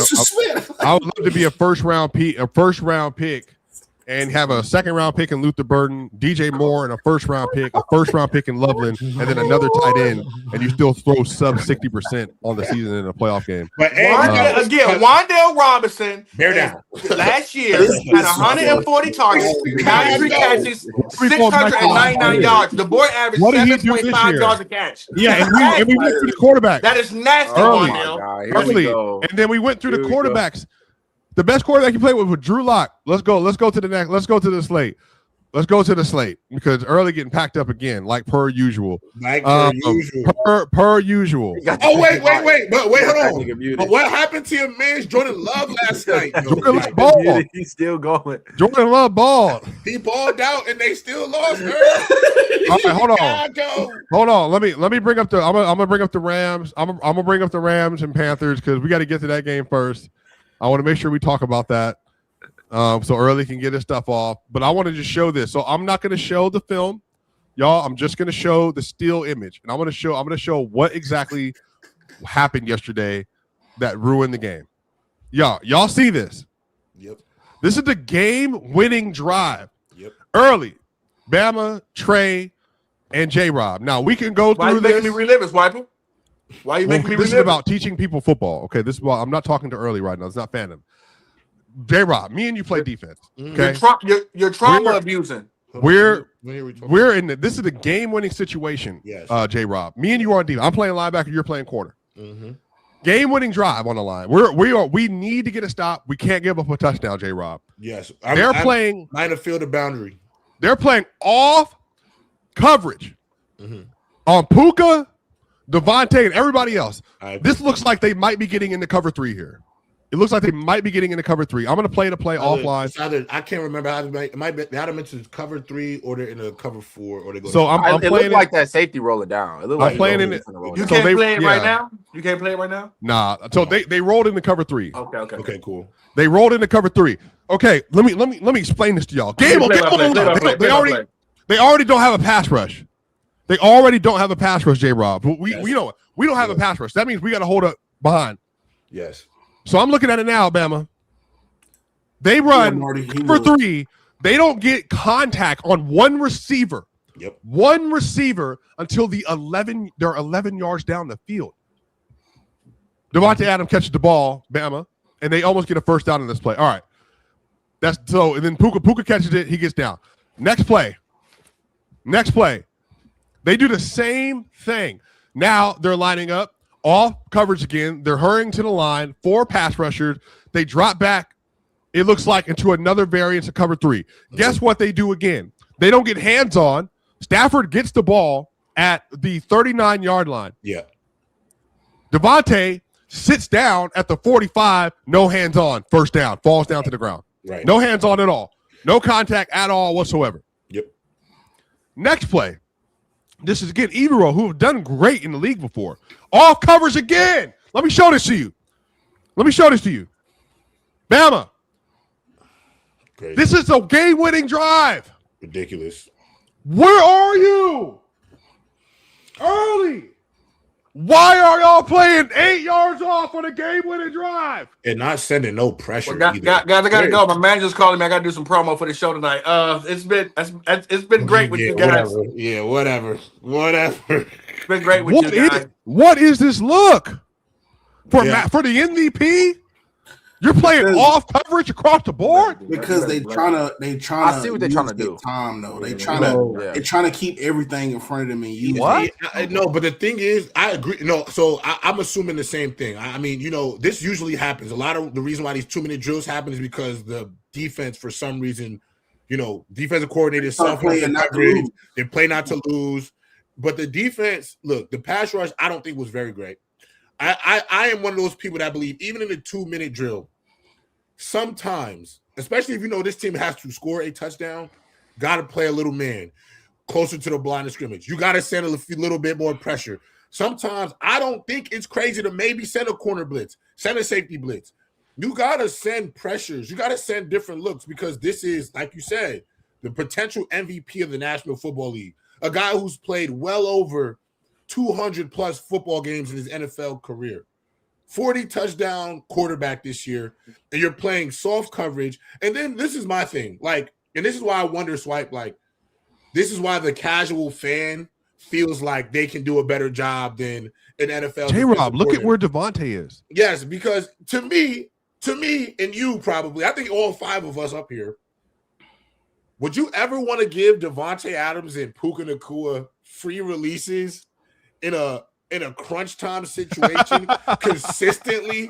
Let's just give these guys free release after free release. I will say this though. If I'm sending pressure, yes. I'm sending pressure, yes. But look, Swiper, go back the way you were. But you're not sending pressure. They sending 5. They sending 5. Space though. He guards the guy that's supposed to drop down on Devontae Adams is just guarding space. So it's when he's supposed to be here. Golly. He getting there. No, he getting there. I think you got to get I just think them not getting their hands on these guys sooner after they done carved them up. I think sometimes it's a little malpractice. Right there, man. I agree with that at a certain point. But wasn't Horn out at this point too though? Yeah, he was out. They don't have their best corner. If they it takes is one press and beat. If you want to press it, but the thing is, we're talking about the receiver with the best release in the league. And what is the inside corner here doing? The dime or the nickel? What is he doing? There is space. Look at space, bro. Everybody else is guarded up. And now this dude down here is playing in no man's land. This dude right here is no man's land. No man's land. It's 2 guys in no man's land. Well, that dude down there might be the right call, but the dude down there in the 50 though, he was manned up to the running back. It looked like he was going to be watching the running back, and when he to go block. But this is why I don't like the philosophy, because I was always taught or I've told sometimes, and maybe I'm tripping, but if the running back is clearly blocking, I think the linebacker should be adding to the pressure at that point. If it's clear that he's not leaking anywhere, if he don't leak out, I don't know the rest of this play, Swipe. So correct me if I'm wrong. I'll run it. But if Kyron Williams is not leaking out for he blocked. He stayed blocking. You need to add to the pressure. That gives you free reign to add to the pressure, and that to me is just a coaching thing. You got to tell 7, bro. If Kyron Williams is sitting fit, you're just covering space. You know how they say find some help. Well, you not covering nobody. You're not under anything. Go put pressure. Just go put pressure on. Because in offense, what we say on offense is we don't run chalkboard routes. Bama. Like for instance. All right, watch this one, Bama. You tell me. Okay. I can't. I wish I could run it for y'all. I can't. Bama. They're sitting here. This is a 10 personnel. 10 personnel. You can call it deuce. You can call it whatever you want. This is 10 personnel open. it's a double. They're in a double look where they have, or it's 11 personnel, but then they got the tight end. They got tight end X'd out. I get what you're saying though, because he's off the line of scrimmage. Yeah, off the line of scrimmage. So what? But then look at the middle of the field, and they got Puka over here. Now, typically, what you would do here is you would run the tight end on an out, like a quick out, and then you run Puka up and over, and you know that's coming. So my question is, this DB is 12 yards off the ball. I can't run the play on that though. He's supposed to be able to drive on that. Let me tell you what they do on this play. They run the play. Puka does, again, 10 yards and in. No contact. 5 yards off. That's my problem. That's the thing, Bama. Is Puka and Devontae Adams just getting free release after free release? I don't know if I'm giving them guys free releases. And I know a lot of people are talking about like, well, J.C. Horn was out. And Bama, you playing to win a playoff game, bro. You got to believe in your guys sometimes. You got to believe that Mike Jackson can come in and be the one now, can move over and be the one. He was playing a great game. He probably played himself into some money. For sure did. Definitely played himself into some money. But he could get hands on. You put your quarterback 3, your CB3. Like I'm with Swipe on this. I just think too many free releases, and I think the problem of playing not to lose is the reason why you lose. You're not playing to win. You're not adding. If 5-man pressure is not enough, you send 6. Beat these dudes at the line of scrimmage. You got to trust some of these corners to win a match. And then J-Rob, watch. So then you get this one. So this is the back release. So you get a back free release, and he's going to scamper up the field. Mm-hmm. But what I'm saying here is just like the process between what they were doing and the strategy behind, like, hey, how can we actually slow down Matthew Stafford here? How can we slow down these receivers? They don't do anything. Yeah. They just allow for them every single catch that you've seen them made, y'all. Free releases down the field, no contact, no pressure, no aggression, no hands-on. Matthew Stafford, no pass rush. So he's literally just sitting here, just bop, bop, bop, bop, bop, bop. And then it's a touchdown. It just felt very uncompetitive. You know what I'm saying? And that's what I didn't like about it. It just felt very like the Kobe Parkinson touchdown at the end. Like it just felt like you could have really did a little bit better in making this drive longer. Crazy. Getting more like if you know 5-man pressure ain't enough, then you need to send 6. Like you just have to. I don't see why that's crazy or but they coaching malpractice. Whole drive though. Blitzing 6 is crazy when against a good quarterback that knows. But I'm saying you. But he was bad against the pressure yesterday though. But my point. But Trey, you saying he's going to pick them apart if you send 6? They send him 4 and he picking the coverage off as is anyway. I agree. I agree on that. But I think that. But it was supposed to be a lot more crowded than that. That's why they was putting all them people in coverage. Like it was supposed to be a lot harder, bro. It was supposed to be like. I really blame them 2 people Swiper pointed out just in no man's land. Like, yeah, I don't care, bro. It's NFL football. I can accept that from college, but even in college, bro, it kind of like leave a bad taste in my mouth, bro. Pause. But like in the NFL, is no excuse. Like what you even said, J-Rob. The bottom guy was supposed to go blitz the quarterback because the running back didn't come out. And the top dude that's in no man's land, you just sitting there and you watching Devontae Smith. You're watching at this point, you have a front row seat on TV, bro, because you're watching him run the route. Like, why are you watching him run the route instead of driving on the route? Like, as soon as you see he break it down, you're supposed to instantly attach. Yeah, get right to him. You could even do exotic blitzes where you send 5, but you just mix it up in a way where, like, at least Matthew has to think. Matthew literally.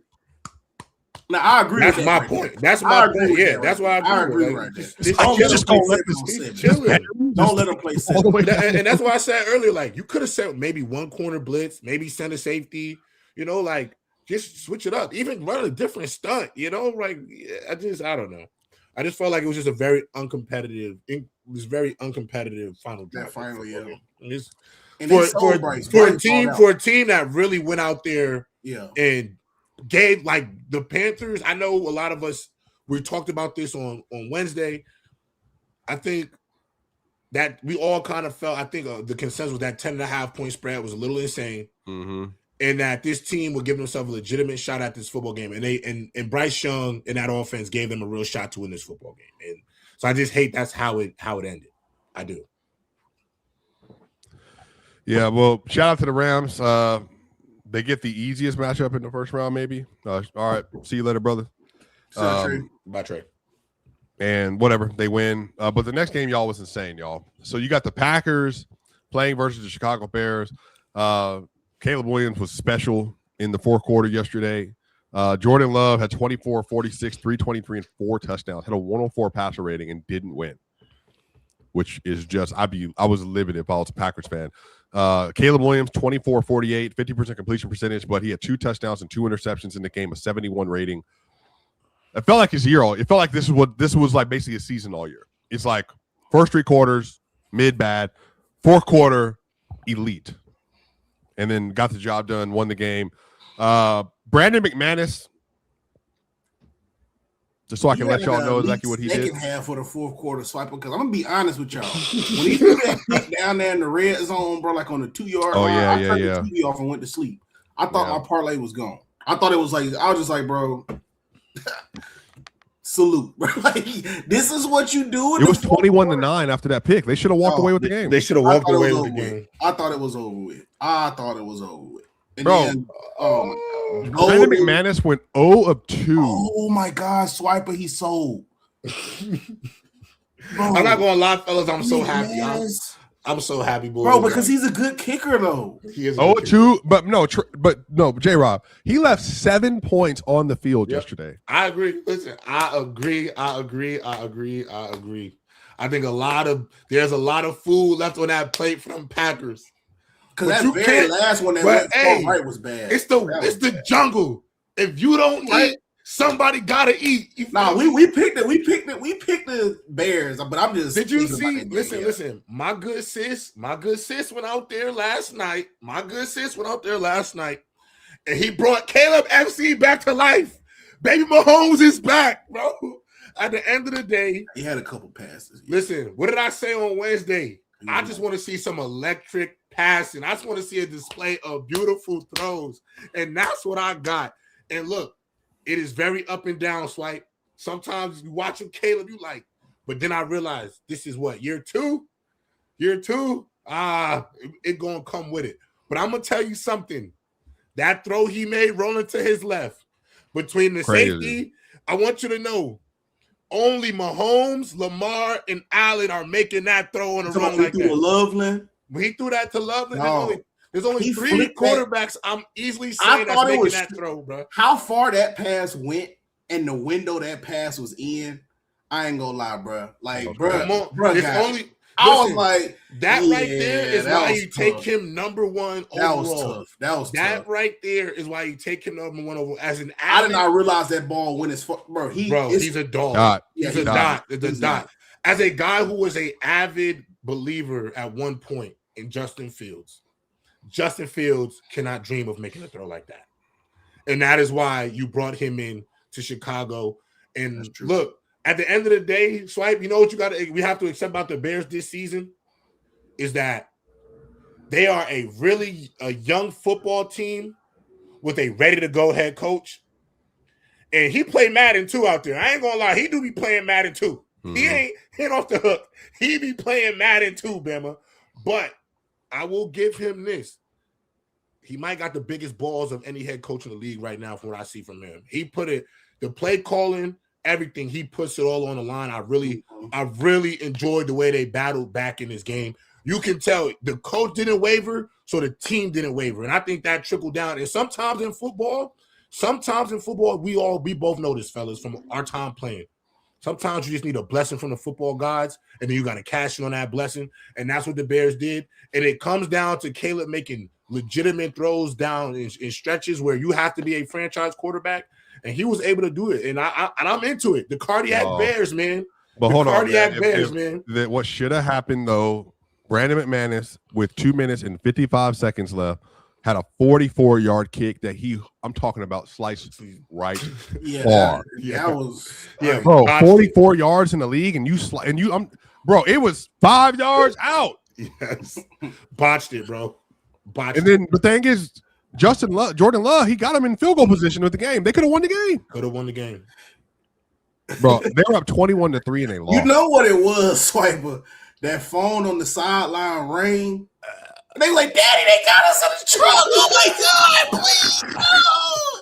That's what it was, bro. He was like, oh no. He was like, Shank. Yeah, Shank. bro. They chose. It was that one you talk about, Swiper, that went cut right, bro. It just felt weird. Like, I'm not experienced, but I was just like, dude, like, what? Like, I just couldn't believe it. I couldn't believe it. Like I said, I had the Bears to win this game. Same. But still, though, that kick, bro, I was just like, what? It's no way. That was crazy. Just make a PAT. Even if you make a PAT, let's send it to overtime. Send it to overtime. Yeah, the game really supposed to be. We were supposed to be watching the overtime little overtime classic last night, and we didn't get that. I'm not mad again because me and my good sis, Caleb FC, we back. I think the Bears might. They would have to play the Eagles maybe next week. I think they might get mocked. Does LaFleur lose his job though? LaFleur's still good. Yeah, he might be gone, bro. Really? Yeah, because they're working. They've been doing all this nonsense like with the deal and talking about like, they're working on the contract extension and there's rumblings behind the scenes and all that stuff. Like, because he's been a playoff flameout for a long time now. True. And they were number one seed in 2021, I think, when Brady came to the house and they lost. Yeah. I said the DC might have got himself fired though for sure if they retained him. If they retained LaFleur, it's cold, y'all. Like, yeah. Like I said, Caleb Williams has 2 really good running backs, 2 really good tight ends, and 3 really good receivers, bro. Like, I mean, I don't know what else you need. Went 10th overall. Yeah, he did. He went over Ward, and everyone was like, "Wow." Trent was high on him. Salute to Trent. Trent seen it early. Yeah. I definitely graded Tyler Warren higher than Colson Lawson. I still think Warren better, but Love the ball. Me too. Balled out, bro. Me too. He balled out. I ain't gonna lie. He was good, especially that one over the middle. Brandon McManus ended the year 3 of 9 on kicks over 40 yards this year, bro. Oh, his job. And by the way, Brandon McManus went 8. He went 8 of 8 in 2015 when the Broncos won the Super Bowl. So like he did it when his prime, but in this late career, Brandon McManus. By the way, y'all, we got 500 people watching this live right now, which means that people they tapped in. They want to see the boys. Make sure y'all like the video. We will be here during off season as well. Hopefully, we can teach Bama some football. And thankfully, Alabama's out of the playoffs now, so we don't have to hear no propaganda from him anymore. Fucking hater, bro. I'm just a realist. Yeah, I'm a realist. That's fine, Sniper. Just for that, just for you running your mouth, I'm gonna make sure I get some of them players on this podcast. You said what? I'm gonna let you tell it to their face. I'm gonna make sure I get some of them players. I got them players. What would I not? Elon Russell. I got more tackles in the playoffs than you do. I would say the same. I would say the same thing. Wouldn't bother me one bit. I'd be respectful, obviously, but hey, let's talk football. The Packers obviously lose. The Panthers lose. Given the fact that the Panthers lost all their great players, like in Micah, they went 0-5 without Micah, by the way.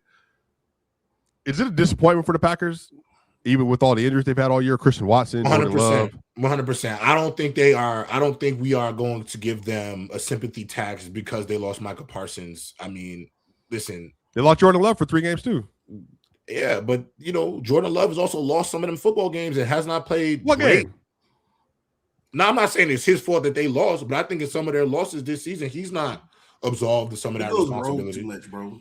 I'm just saying he's not absolved of some of the responsibilities that come with just being a franchise quarterback in some of the games that they lost this year. Panthers game, that's on Jordan Love. Browns game, Jordan Love. Browns game was 100%. Like, come on, bro.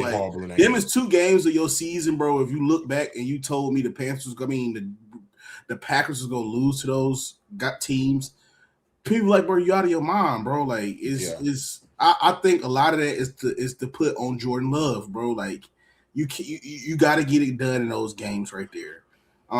Yo, bro, about to cry. They be about to cry in the chat if you don't just give their team every excuse. Chat. I'm a Jets fan, bro. I'm a Jets fan. I see the worst of the worst, chat. I see the worst of the worst. But I'm not finna give the Packers a cop out because they lost Tucker Kraft. I'm not giving them a cop out because they lost.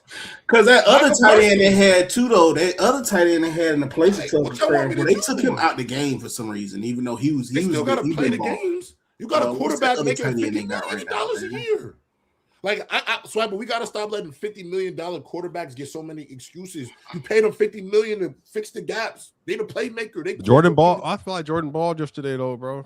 I think that's my point. He hooped yesterday. He hooped. They couldn't even run the ball. Josh Jacobs had a bad game, too. And he fumbled on the kickoff return. Almost lost them the game. Bro, I was just watching this game like, bro, ain't no way y'all about to sell Jordan Love like this, bro. And I include their head coach in that, too. He just wasn't good. But to get to the games from today's slate, so we got 2 playoff games that have been done and completed. But today, we got some great football coming up. We have the Jaguars versus the Bills at 1 o'clock. 49ers versus the Eagles at 4:30. And then tonight, the Patriots versus the Chargers. So let's get to this Bills-Jaguars game, y'all. The Jaguars have the 6th best offense in the league. The Bills have the 4th best offense in the league. The Jaguars are 11th in yards per game. The Bills are 4th in yards per game. The Bills lead the NFL in time of possession per game. The Jaguars are 3rd. The defenses, the Bills are 20th in sacks. Jaguars are 27th in sacks, so neither one of them have a great pass rush. And funny enough,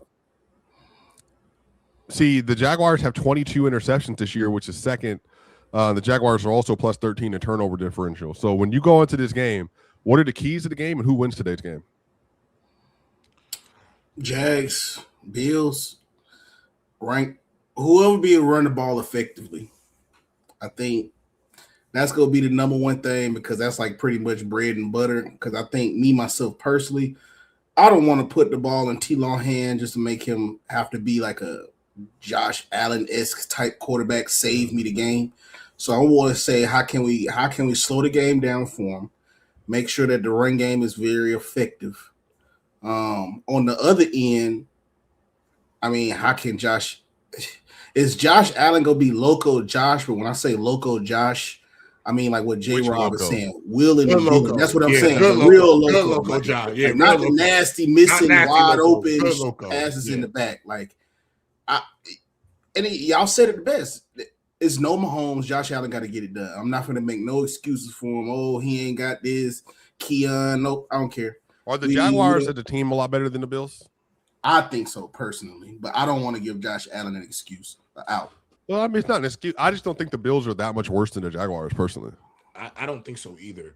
I think the keys to this game are 2 things. I think Loco Josh might have to come out at some point and steal them some points at some point in that football game. And they're not legitimately steal, but I think he's going to have to force some points in there. Like, he's going to have to make some great plays and high leverage moments, which I believe he's going to be able to do. But I also feel like, I think you talked about it earlier, Swipe, and I think this is the biggest key. I think the Bills should be in a situation where they want to control time of possession. Yep. I think time of possession will be key for them because I don't believe they have that great of a defense. I think if that secondary can be opportunistic and create a turnover or 2, I think that'll be great in their favor. But for the Bills, not to cut you off, this 2 right here. Yeah, James Cook can get over a total. I'm not receiving and rushing 100 yards. They'll fare very well. Yes, I agree with that too. I think James Cook needs to get going and get him going early. I think commanding the time of possession is going to be really important. And I think for the opposite side, for the Jaguars, I think their biggest thing to win this football game, honestly, just don't be who you haven't been. Don't play a new brand of football. Don't try to turn Trevor Lawrence into something he isn't. Just play the brand of football that you guys have been playing, and I think that'll be the best way for it to work out for you guys. But I think the X factor for the Bills is going to be time of possession, local Josh, and James Cook in the run game. Fire Force season 3 and Broncos number 1 seed, Spurs number 2 seed. Life is great. Shout out to BSS. Shout out to all the big Broncos Nation. Let's ride. Yeah, we'll get to those super chats obviously before we close out today. But shout out, man, the Spurs are balling. Fire Force, good show. Jujutsu Great show. 2020 season 3. Season 3 out. I hope y'all tapping in, man. I was talking about an anime show, by the way, with somebody. So No, maybe we'll run that back at some point because you should come on BSS, bro. Hey, bro, just let me know. I'm all the way in it. J-Rod, tell this nigga swipe a check the Lord. No, I know. That's why I said we might bring it back. PC anime became pretty much Black Sensei Society. Like, yeah, we got a channel now. We just hit 10K on there. So if you don't follow BSS, make sure you follow BSS. Just hit. But J-Rod, do you actually think you watch more anime than me? I've been watching anime my entire life. I know, but I'm saying like we could go bar for bar. I think we're not going to do this because first of all, J-Rob is the person that got me to read scriptures, bro. No, J-Rob is read who? Like read manga, read manga because of me. Manga, like I didn't know scripture about saying, but J-Rob got you reading the Bible. I got him. No, we call it. Yeah, no, I know. Yeah. We just call it that because people get mad when we like get too deep in the manga because they only watch the anime. So I'm like, you got to read your scriptures. Yeah. No, I'm telling you, Swipe, no disrespect. Like the only way I will give you that you might have consumed more anime than me is the fact that you might be old, that you're older than me by about about 7-8 years. You 35, right? I'm 28. So yeah, like bro, you ain't 28 for real, bro. I'm 28. Bro, you on drench time, bro. You might be 31, 33. I'm 20. I'm actually 28. I'll give you my birth certificate. But I do turn 29 this month, so I'm close. But I'm saying if you've been watching Toonami since like obviously, Cowboy Network and all that stuff. It's been airing like Cowboy Bebop in that era. Then yeah, I would give you that because then you was that 90s anime wasn't my 90s. But when are you doing these shows? Could you hardly show up for this one? Could you work too much? When you doing that show? I've been here the last 3 weeks straight. I'm talking about for Wednesdays too. I'm saying, but when you do that, when you just let me know. I'm tapped in. Just tap me in. We do the show every Tuesday. I'm going on the 20th, so you should come on with me. I'm going on January 20th. We usually start the show at like 9 p.m. Which is a little late. Check your schedule. See if the 20th works. You should come on with me. But you should come, bro. I would really love to talk shop with you, bro. Because Free Rim season 2 about to come out too. I don't love that show, but I don't love Free Rim, but I watch it just to be able to talk about it. Yeah. I started watching it just because I felt like I was just watching too much. Always calling N-words. You need to watch a romantic anime. I'm saying that it's not crazy that he might have been consuming anime before me. I'm not saying that's crazy. The first ever anime I ever watched, or like Ghibli Studios, was when Totoro came out in like 1996. That was my first one. My favorite Studio Ghibli film will always be Howl's Moving Castle. That was like my start to. That was my number one. My start was Gundam Wing, bro. Little nigga, Toonami. Your start was Thumbelina because you look like a thumb. All right, let me move on to this. I got the Bills, man. I just in my heart, I'm like, I got the Jags, bro. I gotta take the Jags. I feel like I might be in the minority with that because the Jags are the favorites, but the Bills are the favorite. But I don't know. I think the Bills should win this game. James Cook is my dude. Next game, y'all, we have at 4:30. That is the taking forever to come up. The 49ers versus Eagles. I think I put the link in, but it might not have came up. I think this would be a close game.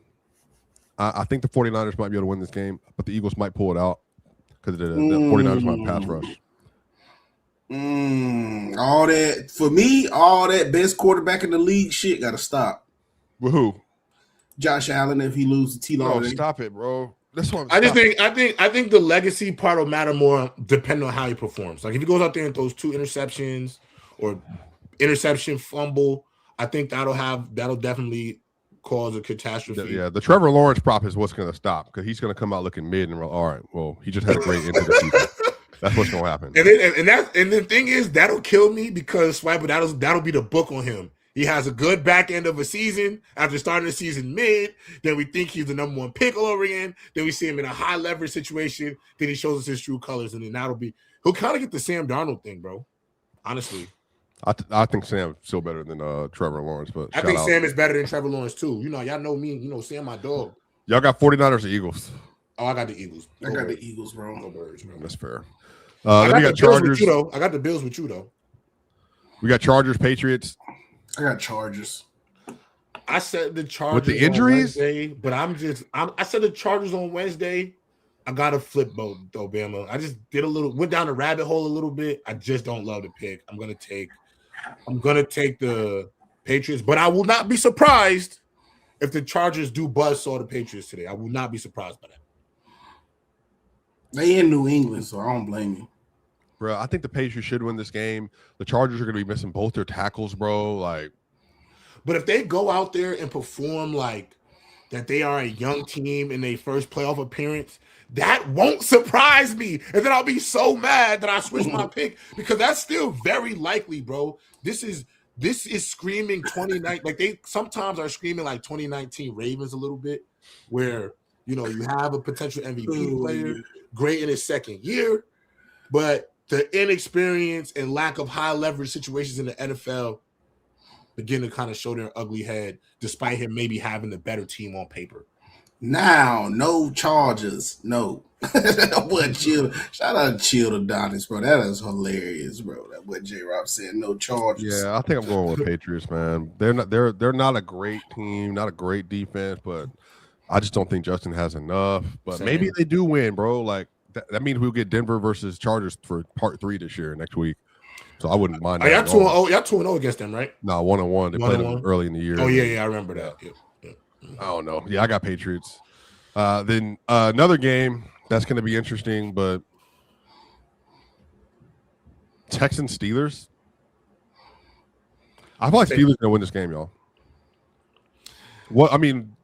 Think about it. Like the Steelers, they got the veteran savvy on their side. They got TJ Watt on their side. They got the running game on their side. They got DK Metcalf coming back, and they have Mike Tomlin at home. Yeah. Listen, I think they haven't lost a home Monday night playoff game in the history, right? They haven't lost a home primetime game in history. But Rodgers don't really. Is Rodgers going to fall versus Texan defense? I just don't like Rodgers. Like he's just going to do the same thing he always does. Quick. Kenneth Gainwell. Yeah, but the thing is though, is like I like the Texans secondary over what they got on the. If I had to go, you like CJ Stroud more than this game than Aaron Rodgers. With his OC. The thing is, it's not. I don't think it's necessarily about which quarterback I like more. I just think CJ will still be able to do enough. Like I think this will be a game where the Texans win like 20-17 or 20-10. Like I think which kicker do you trust more, Boswell or Fairburn? I don't even know. Give me Kaimi, man. Give me Kaimi Fairbairn. Just because I had him a season ago, the season where he actually knew how to kick. So I'm gonna believe that he's gonna get his special stuff back. I just think the one thing CJ Stroud has shown me is that, and I think I'm going back to like his earlier playoff games too, is that if his defense, like he'll do enough. If his team does enough, he'll do enough too. But they are going to holy water them end zones again for sure on Monday. Holy water will be hitting them. I don't know if you pray for the team to lose or win, or because that would be kind of sketch for a pastor to be out here being biased like that. Yeah, that is. Listen, a pastor still for a win, or a bro. priest. I don't think you pray for a win because God don't give no priest, ends about no losing, loss, and wins. That priest was born with a Bible and a terrible towel in his hands. All right. I mean, you could be a fan, but like, praying for a win or a loss is crazy. He's still human. He's probably insane, Swiper. Insane. Praying. Like, we talked about this all the time. Like, God's worried about poverty and people, starving, and it's like, well, let me shift my mind over to this football game. Because hey, this a win or go home game. It's a win or go home game. I don't know, man. I feel like it's gonna be a dogfight through the fourth quarter. I just think fourth quarter, last 3 minutes, Steelers pull it out somehow. They win the game. Yeah, no, and Pittsburgh too. Now I will say this though. I think the winner of this football game goes to the AFC Championship, no matter what. Well, yeah, unless it's the. I really do see one of these two teams going to the AFC Championship, the winner of this game tonight. I mean, on Monday. Like I really do. If the Patriots win, then that means. Oh wait, who the Texans would play if they beat? Because they didn't win the division. I just realized they did not win. So they're the 5th seed. So they would then. So if the Patriots win, that'd be the 2. But then the Bills. Because the Bills, if they win, they would play Denver, basically. Denver. If the Chargers win, they'll play Denver. Yeah. So then we'll have to find out. Yeah. But I just think one of the two teams in the AFC Championship is in that game on Monday night. I really do feel that way. Yeah, we'll see. I think the Texans goes to the AFC Championship versus. And again, and I said this earlier. Listen, I don't know if he's going to do this, but CJ Stroud, all the criticism about the sophomore slump, and he's looked like he's taking a regression. You can change it all. You can change it all if you go out there and ball. Because I will say this: if he goes out there and let's say he has 300 yards passing against the Steelers, I wouldn't be like surprised by it because he's shown like what he can be as a passer, bro. Like you've seen a bit of what the ceiling can be, you know, despite a bit of regression. Like he can still make some really great throws. So I still believe in what he can be. And you gave him the best defense in football, you know. That goes a long way. I don't think CJ is bad. I just think it's just bad play calling. I know everybody's like, oh, it's the first thing you always run to, but I mean, if you look at his rookie year, he had a that better was 3 years ago, bro. But that's when he had a better play caller, though. Yeah, but at some point, the last 2 years they have to matter for something. But I mean, his last 2 years been with an in-up coordinator, though. Like I mean, like certain quarterbacks get the coordinator tax, but we're not doing it for CJ. Like I don't. CJ's also just been mid, but I mean, it just depends on who they play. But to get to the quick picks, this week, y'all, I got Josh Allen more 235.5 pass yards. I got Christian McCaffrey more 62.5 rush yards, and then I got Kenneth Gainwell, I think less than 64.5 pass and rush or rushing and receiving yards this week. So, I like it. Yeah, I like it a lot. We'll see. It's gonna be an interesting day, man. So we got so the unanimous between us all. We got Bills between the three of us. Is Bills winning? We got Bama got the Jags. Yeah, so I'm saying like the 2-2-1. So you're saying majority rule. Okay. Bills winning, and then we got who's the next game after that? Eagles, Niners. I think Eagles. The Eagles. Yeah, the group got the Eagles. We got the Patriots or Chargers. Because I went Chargers. I think you and me went Patriots. So Chargers. Me and you went Patriots. Oh, okay. So Patriots. Yeah. And then we got the Texans tomorrow, right? I have Texans tomorrow. I got Texans, bro. We'll see how we do. Yeah. I think we've been pretty good. I mean, despite the Panthers losing, I think we were kind of spot on in what we thought that game would be. Now, one of y'all said it though. I think it was Swiper that said it. Because when you got Swiper wasn't there. Dylan is a drag. He said it. Sometimes when you get them teams with nothing to lose, like the Panthers, like they'll come up in there and they almost did it, bro. I mean, we already broke down why they lost that game. I think the defense just sold Bryce Young. Hell of a first playoff game for Bryce Young. Kudos that dot that he threw to Coker.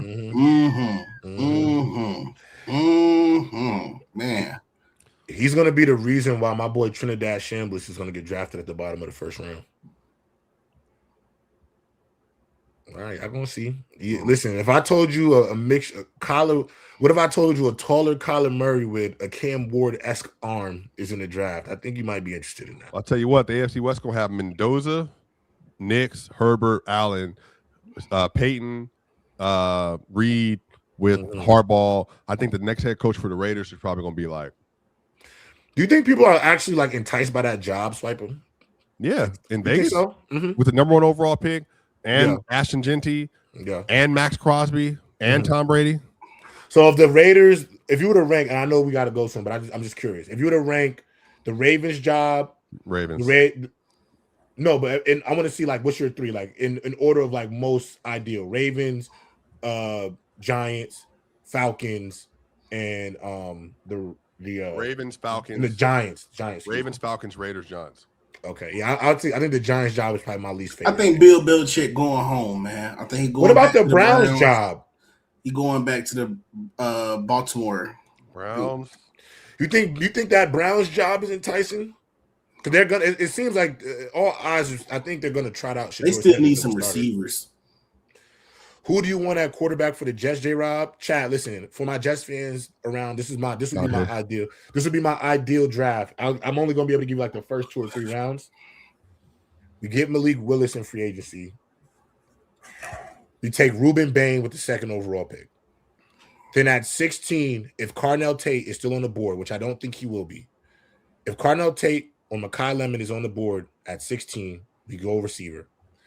At the top of the 2nd or 3rd round, at the top of the 2nd round, and depending on, might be able to trade into the first, depending on what the speculation is. I think we draft Trinidad Shambliss. I think it's low risk because I think he's cemented himself as like 2nd round. I think he's that talented, bro. I really do. I've seen enough to at least, because you got to remember this class isn't that great. Like this class isn't loaded. You need another running back. Brees is gone. I will get the kid from Notre Dame. What? Where Brees went? Where Brees going? He's a free agent, and I think he's over it. He doesn't want to be there no more. I don't know if we're gonna let Brees walk. I'm gonna be honest. I've just heard franchise tag Brees. I don't think we letting him walk out the building. I don't know, Swipe, but I don't think we're letting. Y'all could have traded him for a 3rd round pick. I agree, but I don't know. Maybe we might trade him late. You know, not Love, Eric. What's the 2nd running back in Notre Dame, bro? Jeremiah Love. I know who you're talking about. I can't think of his name right now. I can't think of my buddy's name. I know who he's talking about too. I can't think of his name at this very. He's nice too. Yeah, he's projected number 2 running back in the class. So I mean, he'll be good with. You get Malik Willis and him and a receiver. I mean, I just think like I really have. I bought a lot of stock in the Trinidad Shamblers. I just feel like when you run back the tape against the Georgia tape twice, when you go look at the game he had this past weekend against Miami. Now there were some plays where they could have some interceptions on him, but I do think the arm talent. I do think he can process. I think his biggest knock is like Swipe. If he was 6'2", I think he'd be fighting Fernando for number 1 overall pick. I swear to God. I think Dante Moore probably shot up a lot of draft boards. I think he might. I don't know if I'm all the way locked in on the Dante Moore FC hype. I'm not all the way there yet with Dante Moore. I think he's a good player. I think he throws a beautiful ball. But if I were to look at this class, like I'd have him like Fernando would be my QB1, Shambles would be my quarterback 2. And then it'll be a toss-up between Dante Moore and Ty Simpson, leaning more towards Dante. Man, we really got a Josh Allen legacy game about to happen, y'all. I don't know. I feel nervous about this game, y'all. Jadarian Price. Yeah, Jadarian Price. My cousin. You know who's crazy? You know what's crazy too? I didn't realize Q-On Lacey was eligible for the draft this year. I thought he was a freshman. Now I'm pretty sure he's eligible for the draft. Hold on. Like I'm almost positive. Man, Josh Allen, who's up first? I'm tripping. He's a sophomore. I'm tripping. Matt Prater got a quad injury. Oh yeah. They going for 2. I don't know who they picked up as a kicker. Prater's out, bro. Bro, that pool is nasty in Jacksonville, man. Yeah, I don't know how you said that. I ain't gonna lie, bro, because they pissing in there all day. You might want to see no bad bodies in the pool. Hey, Sauce Man, don't y'all historically like own the Bills though? Like as far as beating them though, historically, I gotta ask a Jags fan because if I'm not mistaken, bro, I think it's the Bills, bro. Where it don't matter, bro, what type of team the Jaguars have, they always beat the Bills, bro. Because they did that shit one year where Josh Allen was up for like MVP, and that was with Urban Meyer. They still beat the Bills that year, even though they was horrible. It was a dumpster fire over there. They still beat the Bills, bro. Yeah, I don't think the Bills win this one.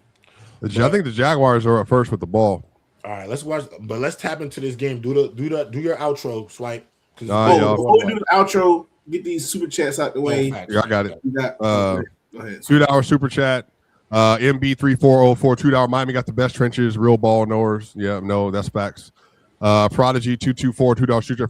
Fernando Mendoza is Kirk Cousins. More athletic Kirk Cousins fully guaranteed contracts his whole career. So I wouldn't mind that. Shout out A Blair 1000 YouTube member.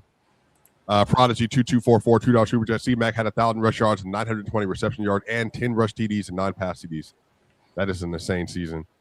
Diddler Biz, this is Bama's $2 super chat. Caleb Williams is NFL Halliburton, so a top 15 player. That'd be great. Kyer Mukora, 9535, $5 super chat. As a neutral fan, Love played better. Caleb missed some simple passes, but MLF does leave. I think Matt LaFleur does leave. Ravens know what to do. Yeah, that'd be fun. I would love them to get Brian Flores. Jesse Minter. Yep. Shout out Anime Spurs fan for the $10 super chat we read earlier. Shout out to you, man. Shout out Broncos. Shout out Spurs.